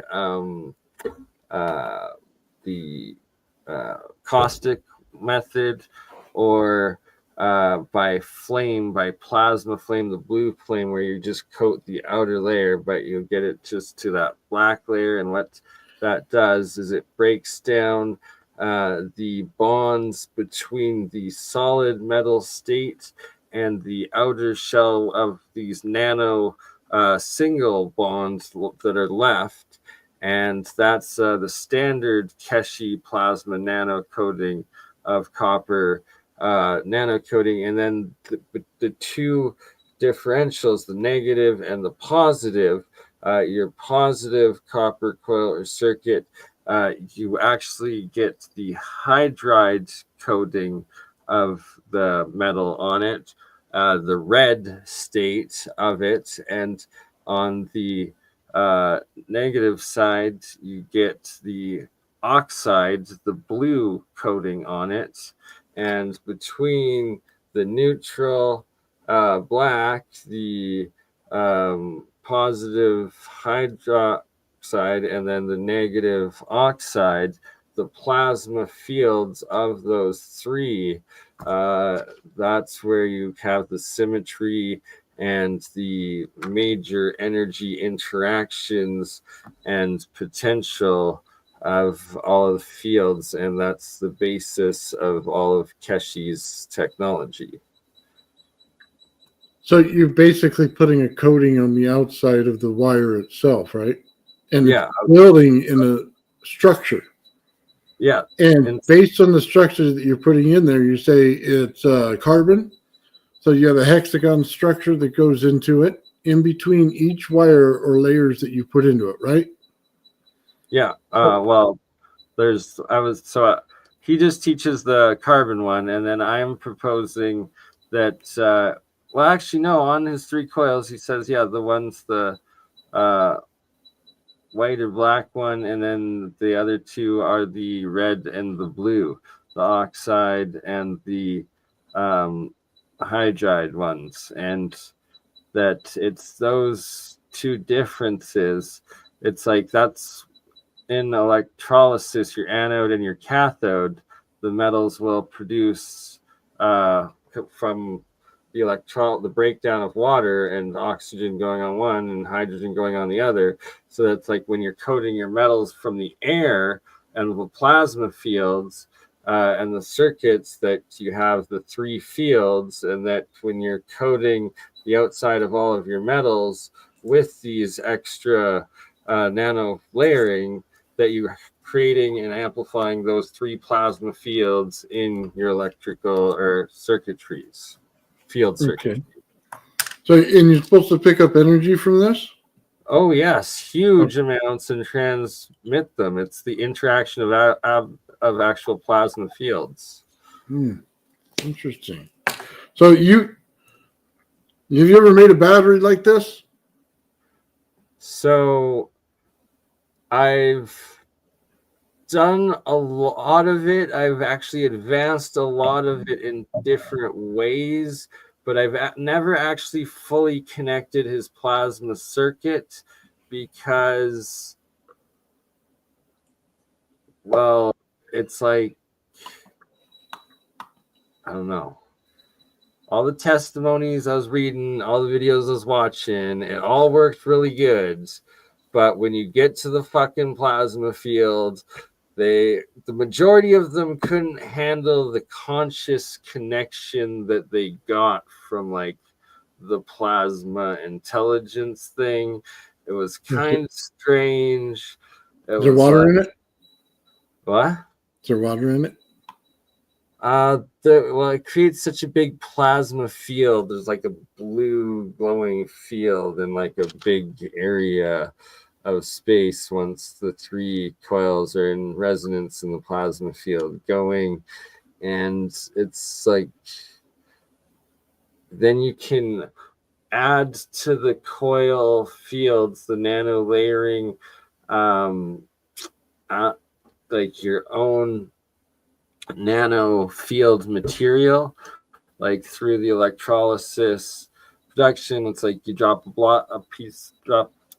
drop of your blood into the electrolysis reaction with the monoatomics or the nanos that you're making, and the nano coating layer that you can add into the field, so that when you coat your entire like coils that are already nano coated into this plasma amplifying huge field with because you have a solenoid coil within a solenoid coil within a solenoid coil that are all three coated in these plasma fields that are amplifying the plasma field within the plasma field within the plasma field of the electrical fields of like, and then when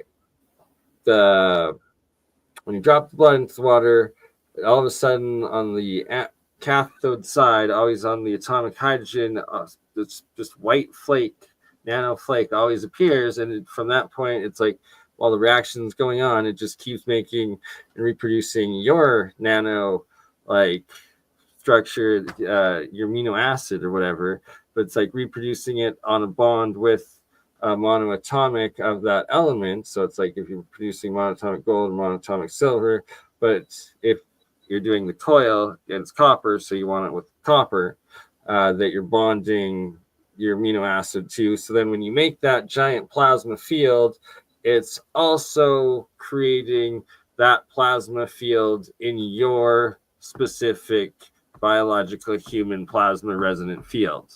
So it literally has you on the real plasma field to cellular field interaction level.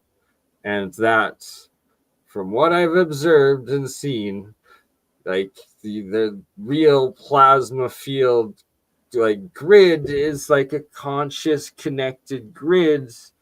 So if you don't have conscious control of yourself and how other conscious like input comes in, you can go very insane very quickly.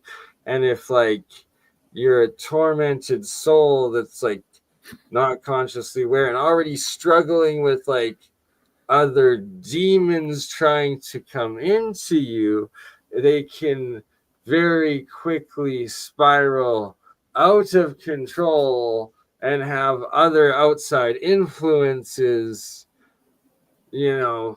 taking over. You see the dark ghosts. Well, others see the dark ghost come out because you've lost control, sort of thing. And it's like,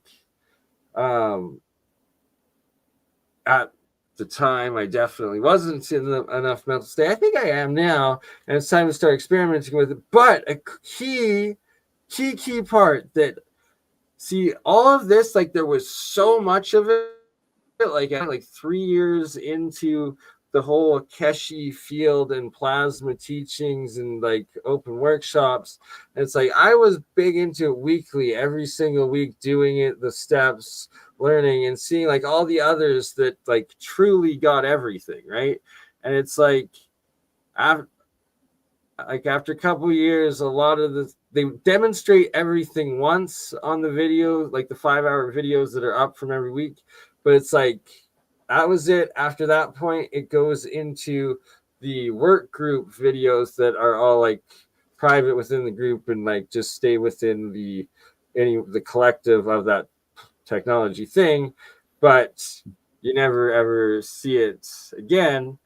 And like it's talked about, and like they're trying to develop it publicly for anyone that like is still out there and asks stuff, and they're quite advanced on it, but it's like the West doesn't really understand it or see everything happen. But point being, as it went on, and it's like as people started building the coils and the coil fields and getting their own like nano plasma onto it, a lot of them claimed that they didn't have to eat really anymore, or like a lot less sleep when they were in these fields, because the fields would actually charge them and stuff.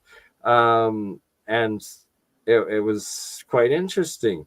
And that it's like, but you would take like an orange, like the orange, and this is literal alchemy, like because you take the oils, the essence of orange, of like banana and whatnot, and you'd break it down into the nanomaterial, and then you'd also coat that or put that in some water, and then like put that in between the coil for a bit, let the water charge, and then you'd coat the coil on that. And it's like, I guess that's like it adds to your field, and you get like the energy of the apple, the orange, and the banana and stuff. Like it was great. Like there was all sorts of like guys that were doing, but then like then what? So this is the first time I've ever talked about this shit publicly or to anyone like since this shit happened. Like, and it's like flat. Like there's some crazy stuff that went down, and it's like you don't really know what to make like but it's like, so there's like 5 different groups that really had breakthroughs in there, and like one of them was definitely a straight up like British American like commando special op like nerd group of like 3 dudes that were like on Zoom connected that were like military scientists that like Okay. and then um and I was part of that group for a while, and they advanced their design into something they were claiming and saying like was taking them through like it seemed like from like the 4 different like 4-hour like Zoom things I had done with them and like how they were designing the technology, what I was like recommending with them and sharing from like my own results and whatnot, and what they like had like were sharing with me and stuff. It was like they had designed this triple coil plasma field system with like a gold, a copper, and I think it was iron. Yeah, so it's iron as the center wire. And that's because it's your magnetic or your ferrite, your ground, essentially. And that's also why Bob Greenyer says in the bagel coil, the very first wire you want it to be, he says iron and stuff. And this is why. And it's the one that goes like straight. And I've been like figuring this out and thinking it for a while. And that's the ground charge that goes, and it's like the magnetic, and then the next wire that's round around that, like that's your smaller one that is the electron it's the first spin, and it's right hand rule spin, and that's creating your electromagnetic field or your electric field. And then the next wire is a bigger is gold. You want the gold as your second larger I guess the electromagnetic field. Yeah. Anyways, but yeah, so the third one is that electroplasma field. And by doing the same process of the nano coating each of those 3 wires, of you breaking them down, that outer shell, and having that carbon on like, so the carbon black coating goes on the electrical coil system that is connected into your like Slayer circuit or like the grid electronic sort of thing, and that is separate from the circuits that you do that are ringing or like in harmonic resonance or in the plasmatic energies. And that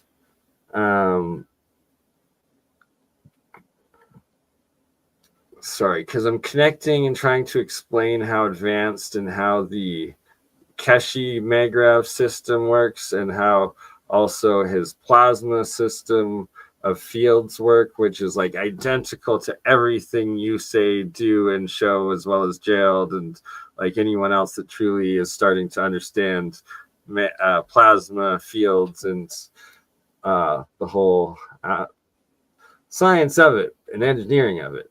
And it's like it blows my mind because it's like everything Keshe like taught scientifically is like this plasma model of fields, and it's like exactly what all you guys are getting, showing, and understanding and teaching.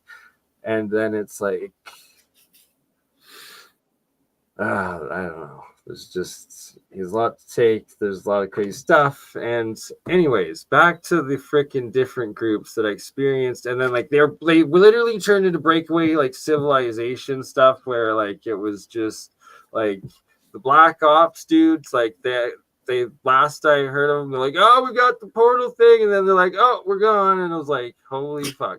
And like the GANs that they were making, no one had figured out the blood yet, and I'm the one that's like worked with blood, and it's quite crazy, and like I've continued it on, and it's like haven't really, because they were doing the field things, but it's like when you're actually doing the electrolysis and the monatomics and like the live plasma, because it's charged plasma, like it grows and it scares the shit out of me because of like all the homunculus like alchemy stuff, and it's like, oh god. But like the right salt water, so yeah, that's the Alchemist. Sorry, I'm just understanding things like for the first time in my own mind. But going into the woo in your own head, huh? No, well, breaking down the woo into real science as like processing these different three like aspects of plasma and the types of plasma and like ions, like ionized states of like matter particles, right? Like that in charged water is an ionic state that is not hot. So that is a superconductive state in ionic water. And you also have the crystal solid state interactions between matter in this solution and in this engineering, chemical, electric heat as well, exchange, breakdowns, and interactions. And when you truly understand that, over unity will like soon become a thing of the past, because it's just gonna be like, you're gonna be like, holy fuck, like, well, humanity, like, it's just anyone that argues or isn't using it will just be left to the past, because once it's cold. I'm trying to understand the true potential of, because it's like not like a nuclear fusion, it's not a radiation fusion, but it's an energy exchange fusion of between matter and energy and potential and engineering that we have not connected to the electrical side. But as soon as it is it the connection or the breaking? Both. Is it the breaking apart or the connection? It's all three. It's the breaking, the connecting, but also the phase exchange, like the state of matter phase change aspect. Like it's the construction, breakdown, and reassembling aspects. All of it. It's the mechanics. When you start breaking things apart, like the water. Yeah, that's one half of it. And the other half is putting it back. Where the energy comes from. Exactly, of course, 100%. Yeah, so it's like, yeah, because on your anode and your cathode, it's like you're breaking everything down on one side and putting it back together kind of on the other, and the flow of everything in between. And then the engineering aspects and utilization is all the little systems that you design and utilize and block and put in between those two exit points, and then take out and tap into and use everywhere.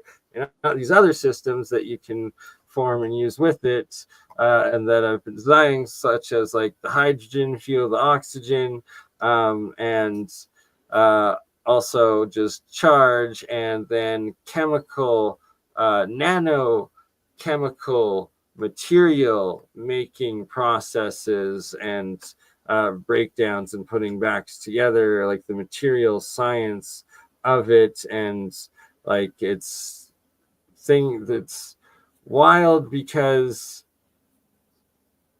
it's the plasma nano coating, right? It's the nano coating that you were just talking into that creates the field.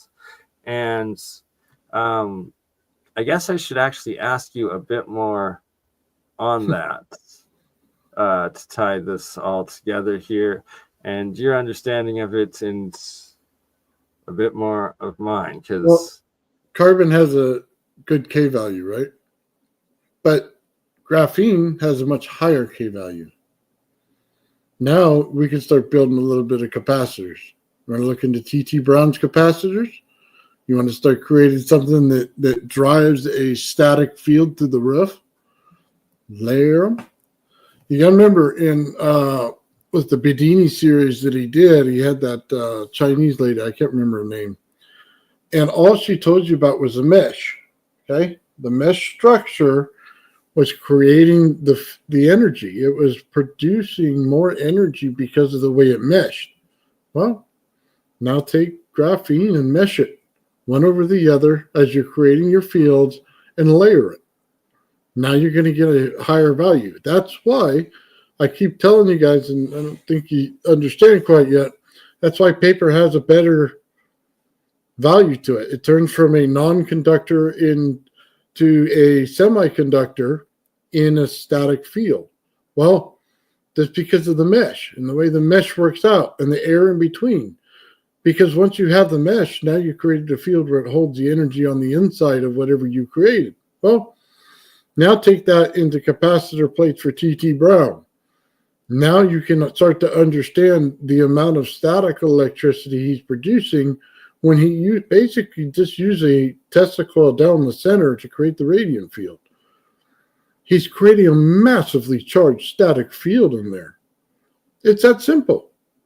That's all he did. He understood the correct way to build each layer to do it because he understood the mesh. That lady told you the same thing. Most people missed it. They just thought, oh man, she's putting the coating of an airplane and created charged mesh. Oh man, we're going a little faster. Well, yeah, who gives a you know what? It's creating massive charges.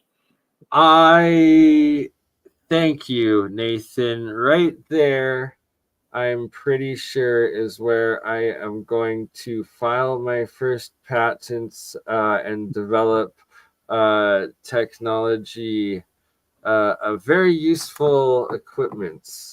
But that's not going to happen tomorrow. But anyways, we will talk.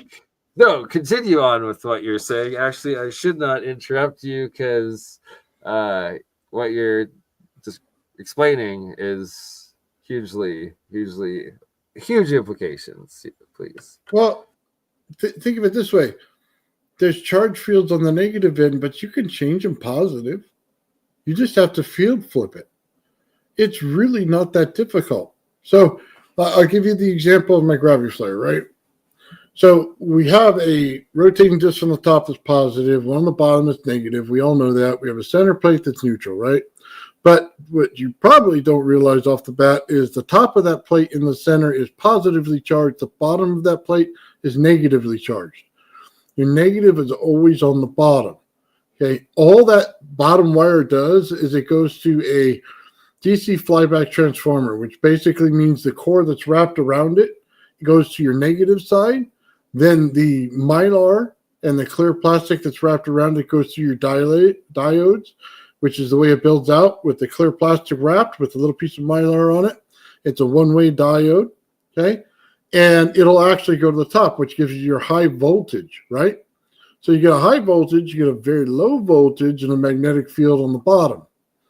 So you know your bottom's negative. Now, as I take that piezo disc, which is up above it, and all I'm going to do is pulse it. What does that piezo do?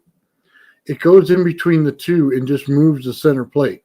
Now, I'm going to create capacitance between my upper plate and my lower plate and the center plate. Now, as I move it, I'm going to flex the capacitance and build more charge into it until I get to a rate where it has a monster number attached to it. You see, that's where all your energy comes in. The fact that it's on the ground helps you pull the negative through the circuit, through the Tesla coil, in order to make that field higher. The interaction between the Tesla coil and the high voltage field right there picks up the energy. The resonance between the two plates are in a third of each other. So what happens in order to get this thing to create that monster capacitor in the center? As you resonate these things together, you tap the center, brings you in between a fourth to a third, to a half. Now that eddy is kicking in a whole lot more on the top one. We almost get 1-to-1, but we don't. We get 1-to-2. And now you have a more energy being picked up by the resonance itself into that capacitance field. The only way to kill it is to spark it. And once you spark it, that whole capacitor is blown. It's done. So you have to make sure everything is coated really well on both plates, and all the outside ring has to be coated really well.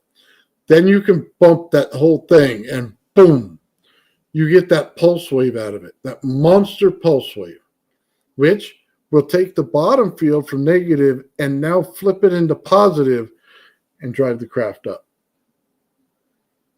That's how that capacitor turns into a directional field. It took all the energy from the bottom as well as the top and converted it to go one way.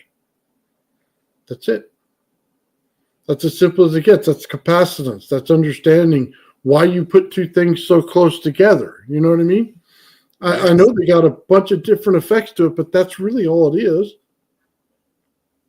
I mean, that's the crucial part of what it is, and that it's engineering that in a few different manners, and then like multiplying it thousands of times over through like the little small aspects of it, and then you get huge amounts of energy, and like that's all usable and into these systems. Like it's, sorry, I've just got so many things going on in my head all at once, because it's like, so let me tell you why it pops off the ground. So if you pop the capacitor too early without building the alpha field properly, it hops and it turns over on its side. Okay, it's the expansion and contraction that creates the buoyancy. It expands, it contracts. It expands, it contracts. That's all that thing is. It's buoyancy. It's understanding the capacitor the right way in order to lift it. That's literally it, man. Like I told you, that bubble does not follow the fundamental nature of gravity. It doesn't. Okay. Sorry. Like a hot air balloon, just put hot air in it and it goes up. I mean, you're having a capacitor discharge, which means you have momentary heat in there in abundance. It goes away. You're literally popping a capacitor in there inside of a bubble field. I know people look at this thing and they don't understand it at all because they don't work on it. So they're just looking at the wrong things. Why would you use Alnico magnets versus regular magnets or neodymiums? Because they're aluminum. When you start resonating aluminum on disk, guess what happens? You get more energy into it. If I want more energy into my magnets, I need them to be built out of aluminum.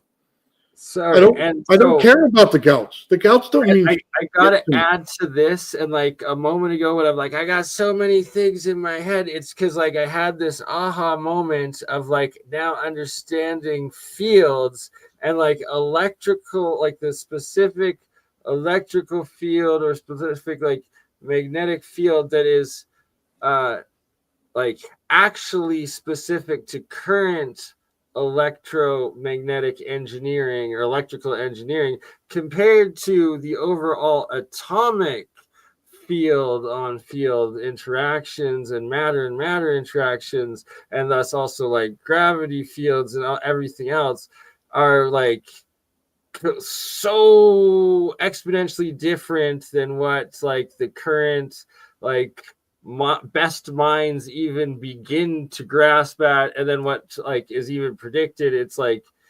nothing at all,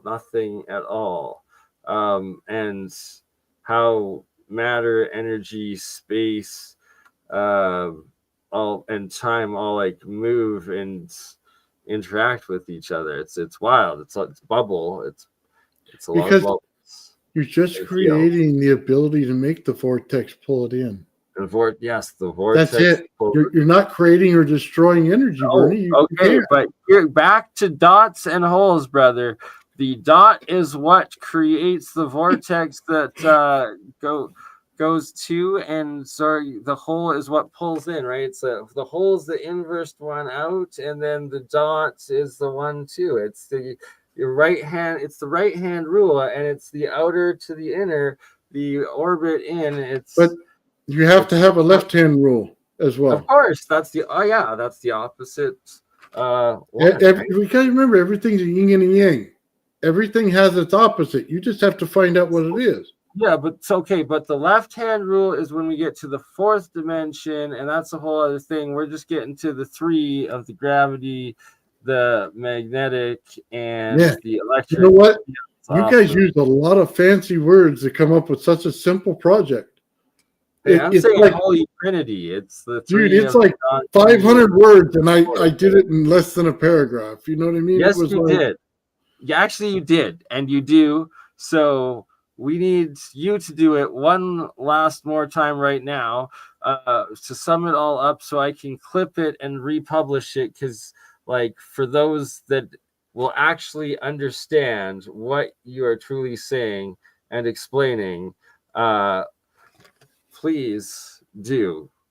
Like what we discussed at the beginning and have gone through all right now. My word salad gonna end. Break it down, please. Well, let's just do it this way. I'll build you a geometry coil and tell you exactly how it works. And it'll incorporate quite a bit of this, okay? So if I want to build a geometry coil, the first thing that I'm going to do is I'm going to look at it and say, I want a geometry structure in the center.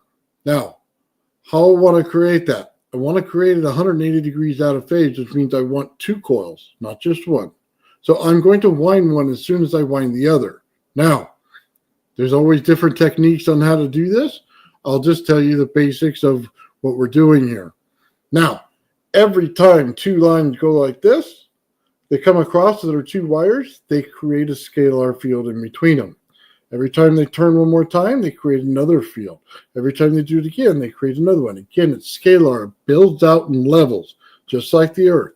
Builds out in temperature. Now, when you create multiple scalar fields in together, you have friction. Every time you have friction, you have static electricity.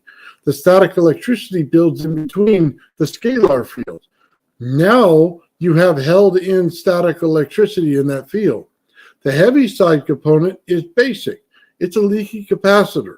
It allows the top and the bottom of that stack you just created in about 1,500 to 2,000 layers to come up this high. Now you got the leaky capacitor. It's going to be able to build out and come back in, build out and come back in. Now, it cannot stop building it because you haven't let off the gas. You continue to put energy into it, so it's now building it without a release because you're not using hot energy. The center of a coil itself is cold. It's room temperature and below. Now, the outside of it, of the field, is more of a magnetic. It has a magnetic value, so it has a little bit of heat. Now, because it has a little bit of heat, it's a temperature differential. Now it comes out, goes around, holds to the heat, just like a magnetic, and then comes back in. Now you have a temperature differential creating this thing. The more that you can put inside of an environment, a room, a craft, anything that you want to, and you can hold it in with a grounding. So your room, put it to the ground in the room. If you're in a UFO type structure, put it to the grounding of the UFO. Now it cannot escape all that. The energy now builds and builds and builds. You have created something that will gain capacitance and energy without losing it because you have no heat. You have the heat on the outside, but it's only a draw.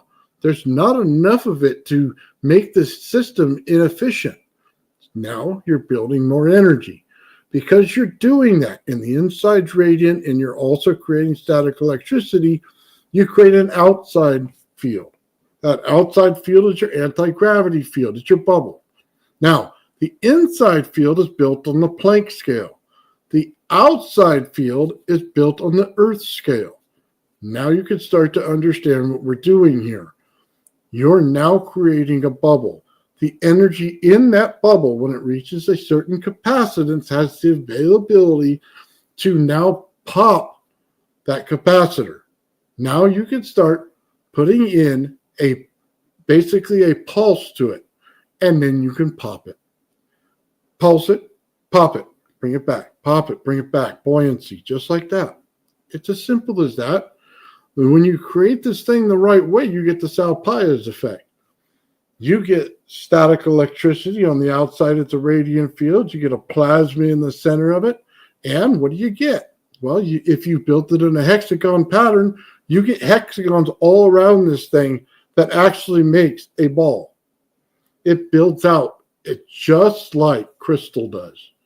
Crystal builds in a radiant field or a radiation field the exact same way. You have to use the lessons of the earth that is teaching you in order to build this. You want time dilation in this thing? It's not hard. You're creating the two fields that hold in the time dilation right there. Those two fields, running them depending on which way you're running the vortex up and down first, okay, is depending on which way you're going to go in your time dilation field. You could speed it up. You could slow it down.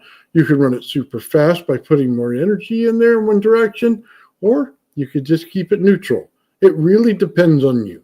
So when it comes down to it, all this stuff is very simple. You can create 0-point energy, time dilation, and you can make an anti-gravity field bubble, all in one device. Yeah, it's definitely true, and I believe there's more than a few that have all designed different ways and done it, and you know that there's many like you that are well on their way, and that so what everything you've described and everything I've described, just to like sum up, like because we're gonna have to do like a 5-part series with everything I experienced and saw, and like a breakdown of the Keshi stuff. But a key part was like the whole crystal woo and like plasma conscious woo, and that what I actually read, and I only read this post once, and it was by the last of the 6 groups that were like the real different groups that like it was like right when Zoom had come out, it was right when Takeshi had come out, and like I made it onto these 6 different groups that actually got the system working, and like I saw it, and it's like they had legit free energy, they had fucking glowing fucking blue plasma fields all around their houses, and they were all like eating off of it, not having to sleep, and like a couple of them were like government things that like disappeared to the fucking dark side, like in the holes, and like one claimed like literally the one that was like just some dude that really figured it out, and I think he was from Asia, and like he taught a whole bunch of us. Like he made this one series of like a way more advanced and simple one, and like the videos got like deleted the next day, and like there's a couple out there that I've like recently found that like just have like a couple hundred views that I've been meaning to like do a whole try to make the system and stuff, but like literally it was like he like I had watched him like be like on the run because he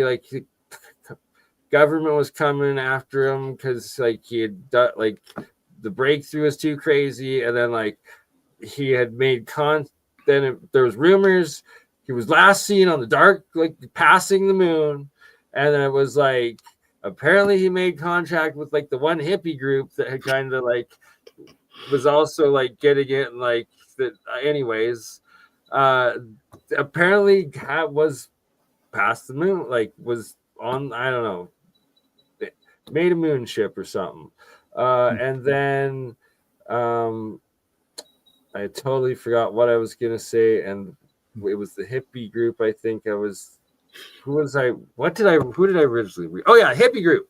And that this chick had made this post once, and it was the last post I ever saw her make, and then she got expunged from the internet too. Like each one of these groups, like they got expunged, like just nothing ever seen of it since, and like it was crazy, and like make of it what you will. I don't know, but she made the post that you put a crystal in the solenoid that then connects to your freaking actual power sources out before going into. And so this is like the standards. Actually, sorry, this is not standard. I made the geometry is different. They're all supposed to be the same, of like 81 and 144 wraps per. And it's coil within coil within coil, and they were nano coated, but this is rather old, so the nano coating is broken down a lot. Need to do a new coating, but so you have the 6 coils and the field within the field within the field, and they're all wired to the fields. It's not your standard wiring whatsoever, and there's 3 different flows. And this whole thing goes in water? That's what I've been doing, which is completely different than what they were doing, and where I've advanced all sorts of different ways. But the whole point was when you put the crystal in, before connecting it to actual power source that powered the freaking thing. Oh, I forgot. The water and the monoatomics are actually in the centers, and so you have it stacked, and you have one type of monatomic in this one in water, one type of monatomic in this one in water, one type of monatomic in this one in water. And then these are connected to a bunch of different capacitors, another circuit, and like one end to the grid and one to where you're using your electricity. And that then when you'd add some more stuff, these things would like generate a giant blue field if they done right with ones that I saw. Oh, there's one group in Vancouver that was doing it. Once they made the space coils, they had a freaking blue. I watched 2 of their live demos. One when they first set it off in the park, and the whole park fucking had a giant blue glowing plasma field. And then the one time she did it around his house when he had this thing set up and running for a week and really got it going, and like a blue glow was around his house. And then like they posted like the RCMP were coming, and never saw what happened to that guy. Anyways, there's some crazy. Then all right. I guess I'm giving all of the crazy ones disappearing. Yeah. And then the last one was a group in Texas, and they got the blue glowing thing around their workshop. And it was like once they had this thing set up and going, it was like they had the electric field beeper, and it was like first it was just like a couple feet, and then like as it got going, it was like they had the ladder, and it was like through the stairs, and then it was like on the roof, and it was just crazy how far it was going. And then they had the blue glowing freaking field around the place, and then don't know what happened. I think that so 2 or 3 of those groups actually like became part of like the private Keshi thing, and like it was all private within the groups. And then it was like the 3 others that were like separate government or just like random people. Well, the one guy apparently was on the moon or past the moon or whatever the hell. There's other dudes that were like, I'm not going to get all into it tonight because this is freaking too wild. Can I say something to you, BurnEye? Yeah. Just so you understand this. If you take the Tesla coil outside and you run the rod down the center of it, and it's a cold morning, run your finger along that wire that comes from that rod, and it creates blue plasma. Now, it's important that you know that, because putting the crystal inside of the magnetic field is pinching it all to the center of that crystal, which should create your blue plasma. Every time that you're putting the coils on the outside and the source or what you want to it on the inside, you're forcing the energy into a negative state. Now, Tesla made X-rays that were not harmful using the negative state of radiant energy in order to do it, not the positive like we use today. So it's a non-destructive energy. That's why they can sit in the room while it's blue and glowing and not be hurt. But if you try to create that in a positive energy field, you're absolutely going to hurt. Okay, that actually makes a lot of sense there. And that's the difference. I can make the difference between the 2 and the 2 fields. The cold is your ultraviolet, the low end of the spectrum where you're going smaller. The hot is infrared, and that's the other end of our visible spectrum, and that's the energy going the other way, right? And That's why you call it hot and cold, isn't it? Yes, sir. And it's just compression, decompression of energy to matter and matter to energy back and forth and through space-time. Hey, you know it's a fun one. Let's tell you, I know you're probably getting towards the end of this, but Bob Boyce, if you ever watch it, Structured Water, the energy smacker that he creates is basically a Tesla with a rod down the center, and then he puts it into the water and it structures the water. One of the coolest things that he talks about is he takes that structured water, puts it in the fridge next to a glass of orange juice, and then as it sits there, it has a vortex pulled to it. So it's going to take that flavor from the orange juice and transmit it right into the water, and you're going to get the flavor of it. So literally had like 5 different people that did like the Keshi stuff that went into that aspect of the fields and food stuff, and all claimed to have that exact same result when they were doing their method, the Keshi method of it. It's like pretty exact similar to what you described there of how they're actually like the structured water. It's how you structure the water, but it's just structuring. The difference between the two is the method of structuring water. It structures that actual water, and you literally get the smell and the taste of the orange field from the water field because you structured it in, and like the aroma of orange off of this water that is actually never physically touched an orange. It's crazy, and it's like it would get more. Okay, so let me ask you this then: if I wanted to turn water into wine, what would be my first thing I would look at? The field, the smacker field that they're creating in order to turn the water into wine. They never said if the color changed. He just says it basically tastes like wine and is like wine. How do you get it? Just like that. So I just want to put those up again because it's like these are some very basic but essentials of there's the right hand rule, but like you said, the left hand rule, and it's the compression, decompression, back and forth. And this is Walter Russell's, and it's just one of the many, many different dimensional geometric fields. It's a spring. It's a spring, Bernie. Longitudinal wave is a spring. It's put it straight up in the air, and you'll see it as a spring. It's multiple springs. It's just bing, bing, bing, bing.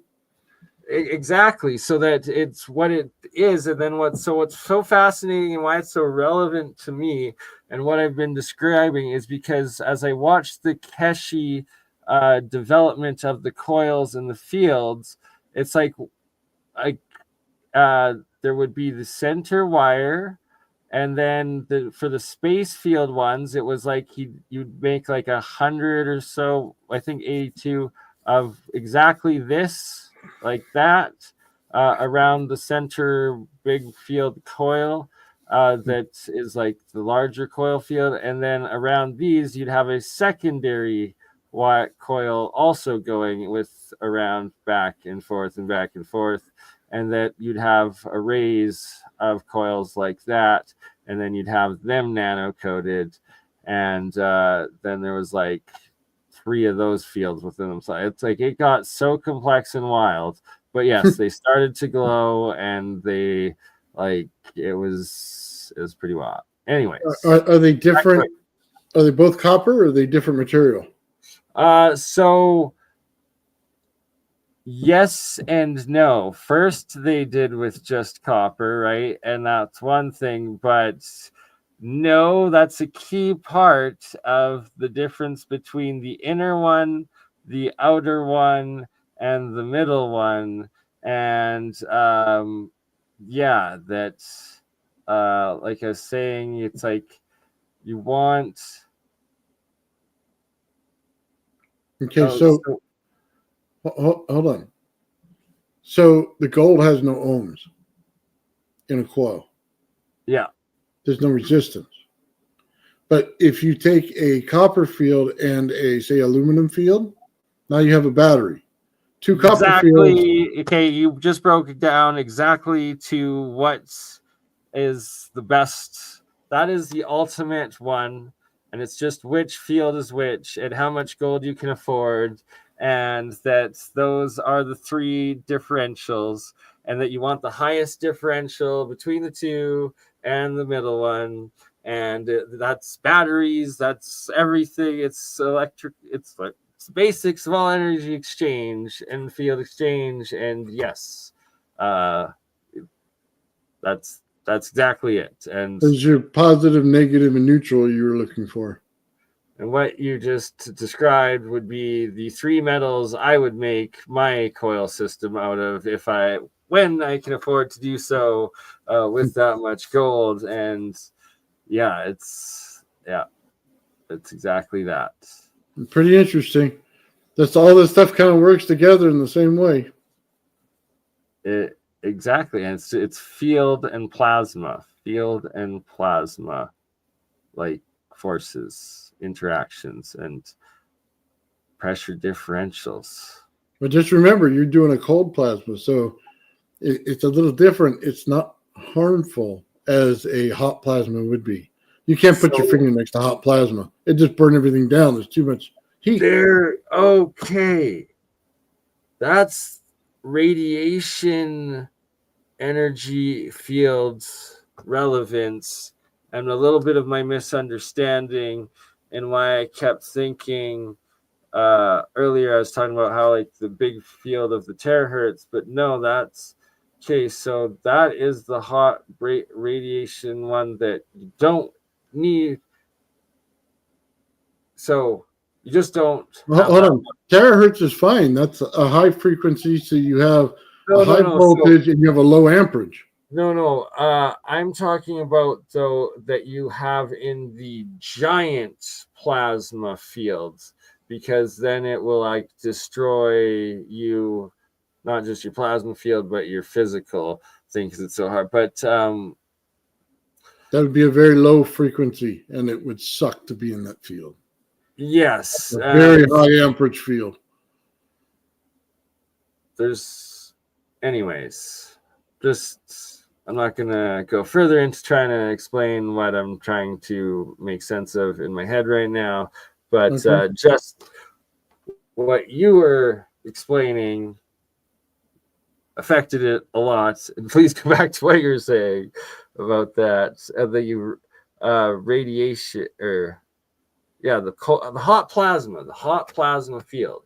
It's like, as long as you don't, so the hot plasma field, as long as that is not, ringing on the same as time that you have your human like plasma field amplified at the field level, and those interactions, if that makes sense. But like that's I keep our asking technology is nothing like that right now. It's just something. I keep asking you about water for a reason. Okay, now go with me here with the little cymatics, right? Put a speaker underneath a tin of water. Makes a frequency into it. Okay. It's in water that it makes that frequency. Your body is 70% water. You got to speak to things on their own level. I mean, there's no other way to say that. That's why I keep asking you if you're putting the coil in water or not, because it's a conduit. Oh, yes. And so when I say no, it's just for the specific engineering aspects of what I was asking. But now that you've explained what you've explained, I will never need to think about that sort of thing again, because everything that I'm making is in water, and that therefore it's like that is the base, and then it's like it's good, and it has nothing like okay. So it's like yes. That's why they have the fundamental states. The water, the earth, the heat, all that stuff. When they do those little things, it's not just a guy sitting there. You know what I mean? They tell you different states of things for a reason, because if I told you to put the water there, you get one look out of it, right? But then if I told you to take a flat plate and put it over the speaker and put salt on it, it'd be a completely different look, right? But that's the way that it builds out in the different states between the earth and between the water state. The fire state would be, a different frequency look altogether. Now, you put them all together, you get a mandala.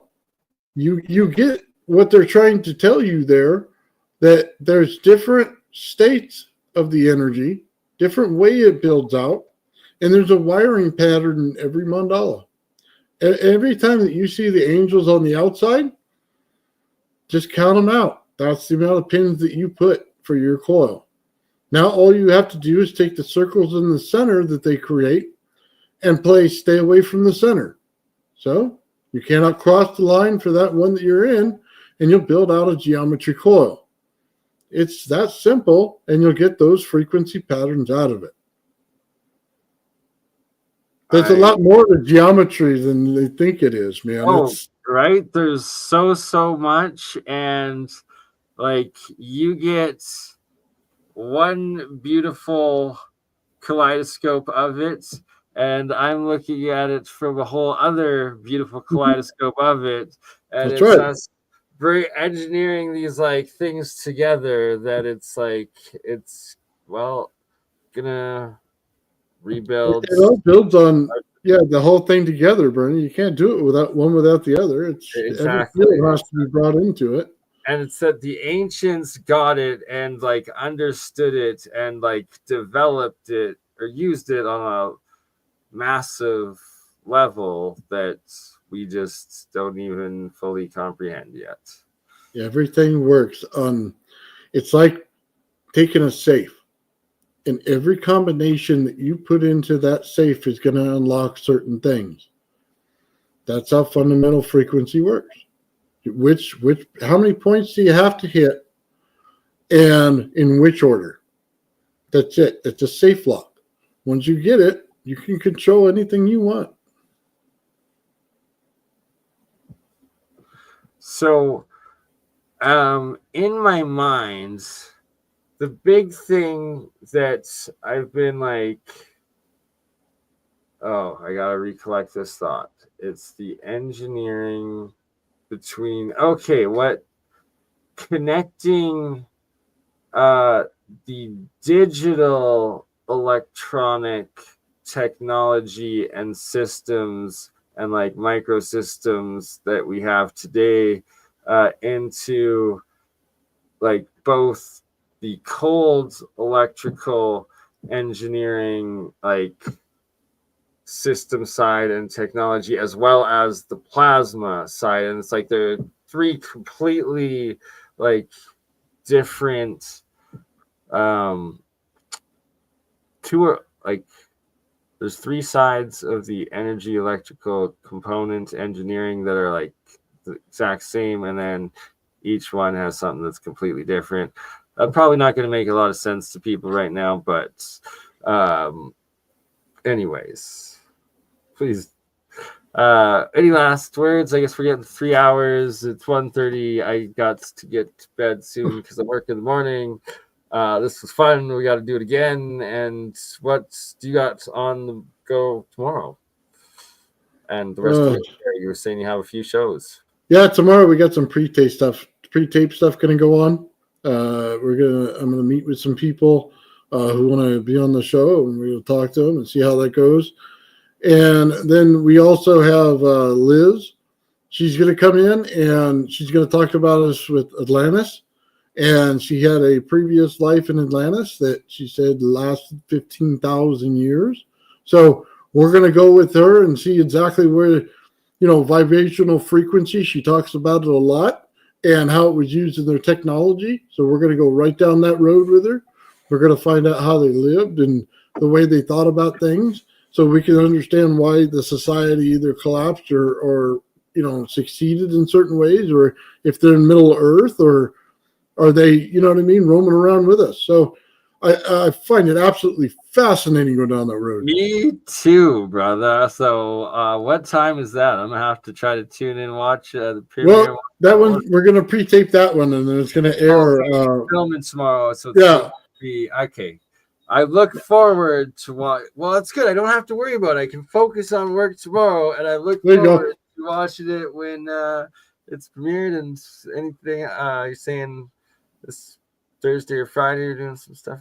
Yeah, then we have Sean on Wednesday, and then we're going to see how the rest of the week pans out. And there's a couple people, like I said, want to come on, and if they want to show their stuff, they're always welcome to. And we'll just take the courtesy and let them present everything they got, man. And I think it's great open for builders out there who want to come in and show stuff, man. And they all have been winners, man. Every single one of them that come in. We just had Inventor 3 in, and he was talking John Hutchinson and some of the stuff that was going on there, man. I was just like a trip down memory lane, man. John even commented on it and said, he missed talking to Inventor 3, which is his machinist that John used to go to make everything. So that was pretty cool. We also had Nick on, man, who's doing the Corona motor. So we were talking energy in the sky, energy in the ground. So I'm gonna need to watch that and maybe even jump in at the end to ask a couple questions if possible. Yeah, and then I'm hoping, we can put a couple of the guys together and work on it, man. So some of the stuff they need to just be connected, and if that's what I can do for them, that's what I'll do, and then they can just, hash it out while I'm sitting there in the background smiling because they got all the information. So That's what's going on, man. That's amazing. That's what I'm all about. That's what I try to do, and as do you. And I'm glad to see it continuing. So awesome, my friend. Pleasure talking with you, and we will talk again. Well, very soon. And I guess everyone have a good night. Right on. Thank you. Thank you for having me on. And thanks for being here, brother. Do this again soon. Bye. You crazy mother. Yeah. It's just Bernie. Bernie just like last week, huh? Weekend at Bernie's.